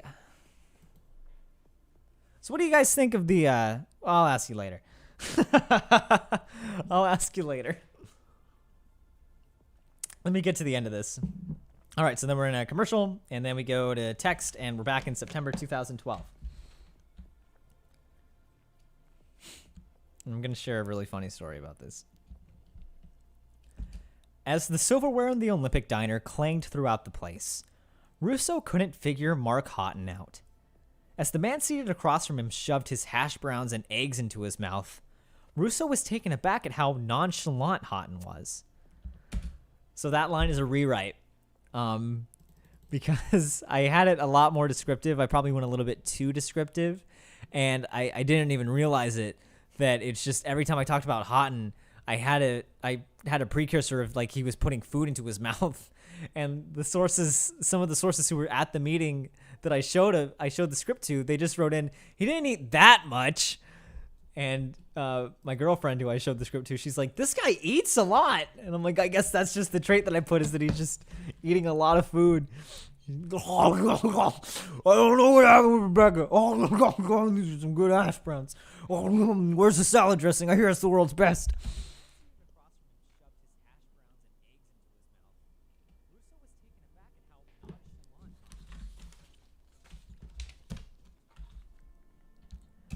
After everything that had happened during the last week of September 2012 and the disastrous effects it had on the show. I need to redo that. After everything that had happened during the last week of September 2012 and the disastrous effects it had had on the show, how could he seem so unbothered? Watching him in the Olympic diner alongside an uneasy Sprecher and a rigid private detective Tom Kelly, Russo wasn't so sure what to believe anymore. Excuse me.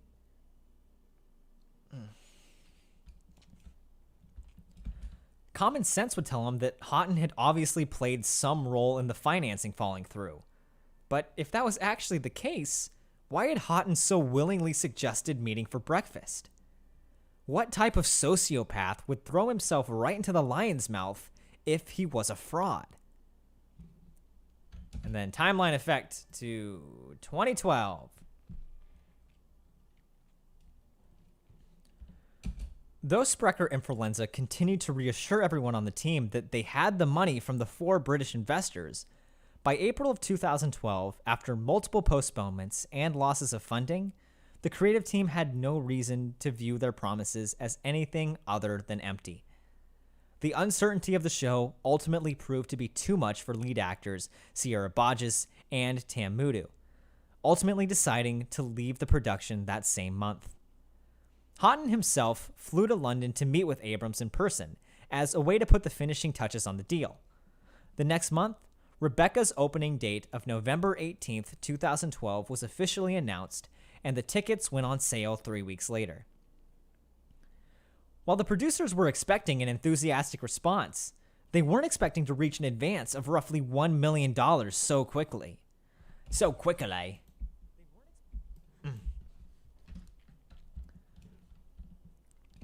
They weren't expecting to reach an advance of roughly $1 million so quickly. It was apparent. People were ready to experience Rebecca on the Great White Way.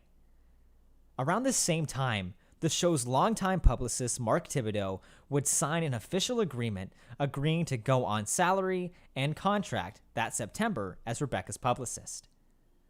Thibodeau, did I say Thibodeau?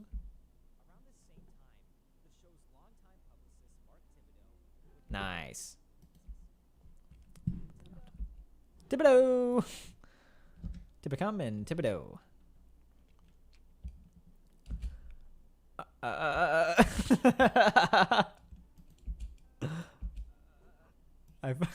Spooky. It's the ghost of Rebecca.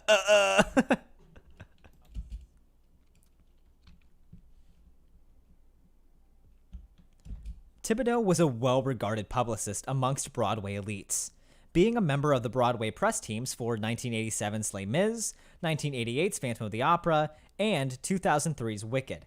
Thibodeau started representing Rebecca in the beginning of 2008, sticking by the show's side through the numerous postponements and recastings. Come June 20th,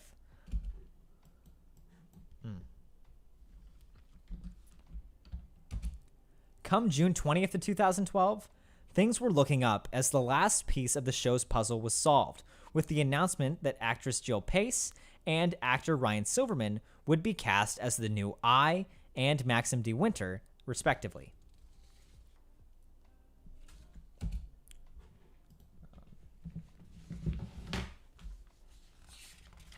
Let's see. I'm missing a page.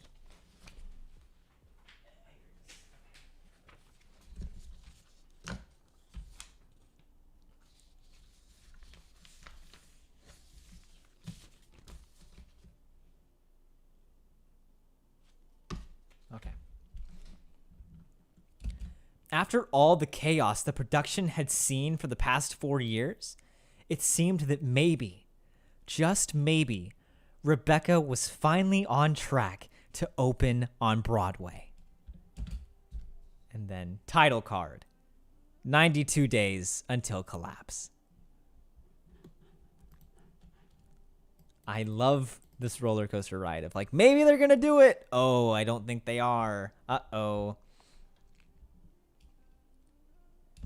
July was a relatively calm month. Zambello and Blakemore discussed the best way to translate the majesty of the German production in a way that was digestible for U.S. audiences. Pace, Silverman, and Mason were hard at work trying to solve how to bring a... I added Mason for some reason. Pace and Silverman were hard at work trying to solve how to bring a more human side to the lead lovers, and Michael Kunze continued to refine the piece remotely, from exotic locations like London, Hamburg, and Vienna. It's really funny because when I recorded the phone call, it's kind of muffled in this part, so I'm kind of bummed because I lost out on a really good line, but it makes more sense where the phone was so muffled, so it sounded like London, Hamburg, and Vienna. And I thought, what a weird mix of 3 places that he worked on this in London, Hamburg, and Indiana. Really, he just said in Vienna. London, Hamburg, and Indiana. It's like, what? I wonder, why did he put Indiana in that mix?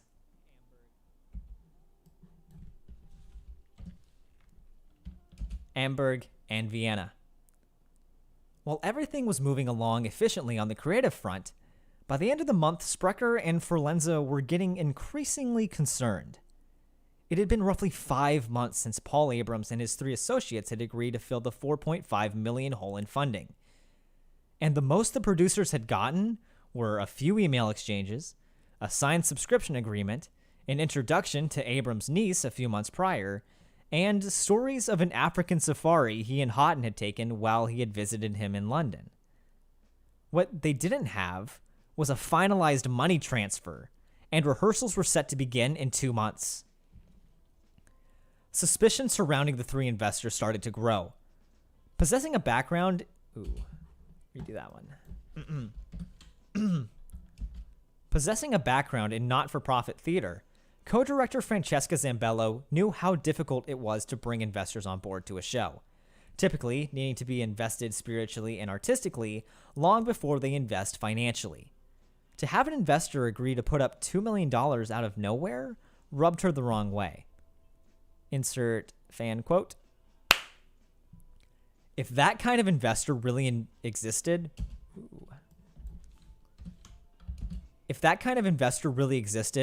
other people would have known that investor. Sprecher upped the pressure on Houghton to get the group to release the funds.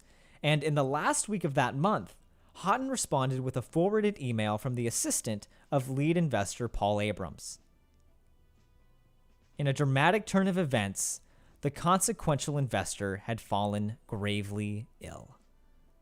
Abrams and the show itself were now clinging on for dear life. Bum bum, and that's it.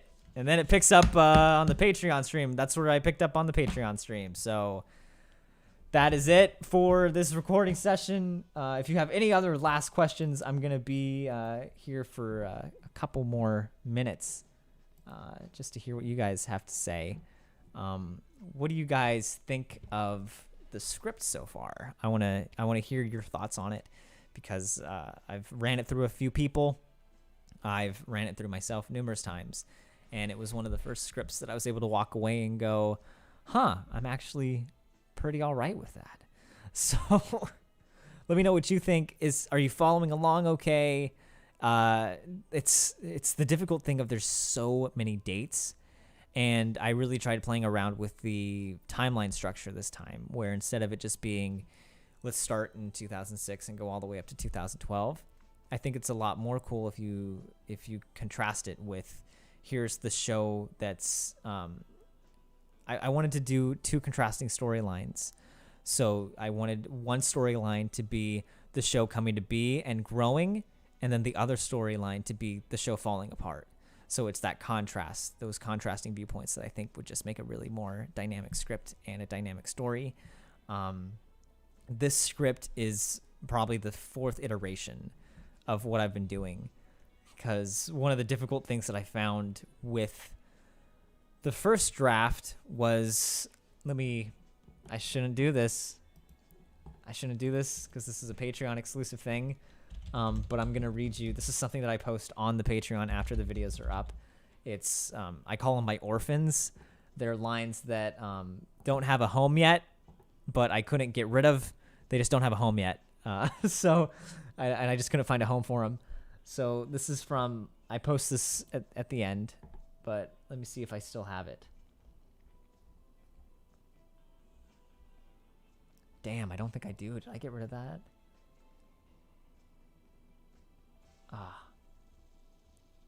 I can't believe I got rid of that. I got rid of an orphan. Shame on me. That was a really good orphan. Said Daddy Warbucks. But I originally had it opening up as I painted this huge dramatic picture of a crumbling Manderley, and I had it as that was a metaphor for the entire show and the entire world crumbling down around Sprecher and Forlenza. And it still ended in the same way of what the hell happened. But after I read through it, something wasn't clicking with me, and then I had my girlfriend read through it, and something wasn't clicking with her. And it was on that train ride to New York that I thought, I think I know what it is.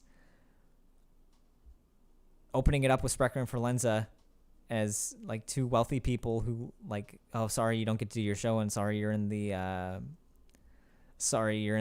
red financially. It wasn't something that I could connect with, or that I think audiences can connect with. There was no, I asked my girlfriend, I said, do you care to figure out why this show failed? And she said no. And I agreed. I said, I don't think I care either. And that's the problem. And so how do you make it, how do you change it so that you care and that you actually want to see, you want to learn how this came to be? And I think the way that I figured the only way to do that was you need to highlight how the horrible impact it had on the 130 cast members and crew members who were involved in this production. And those are the stakes. As soon as you see how many lives it impacted and it connects on that human level, now I'm invested to figure out how it ends and who did this.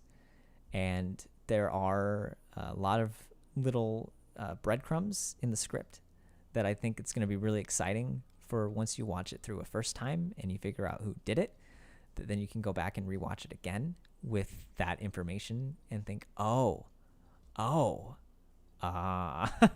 so it's so nice to be excited about a project again. And it really is thanks to you all coming here and supporting just the stream, which is a great thing. This moral support, which is great.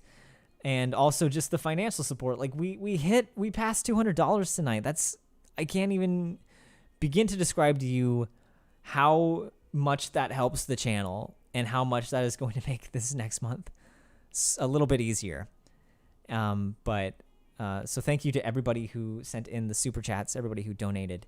And if you want to, I would love to have you come be a part of the Patreon community. We do these cattle calls, video calls like this every other week.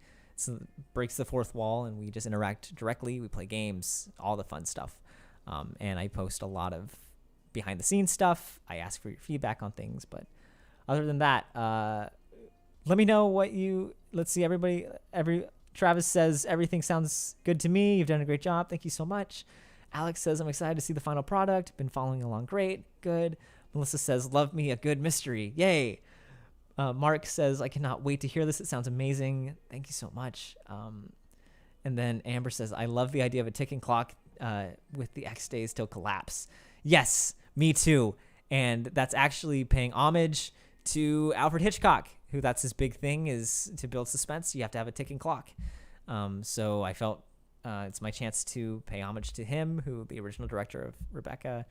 Now I can bring that into the script. But it's been a very fun one to work on. There's been a lot of time that's gone into getting this right. I'm so sorry. It's been so long since I've been putting up a video, but I promise it's going to be worth it.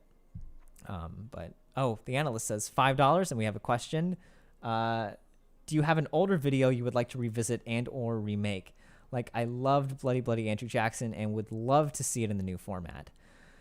I have been... Sorry, one last question. Are you kidding? I can do this all night. I can stay here all night and do this. But the last word is format. I would love to see it in the new format. I've thought about it.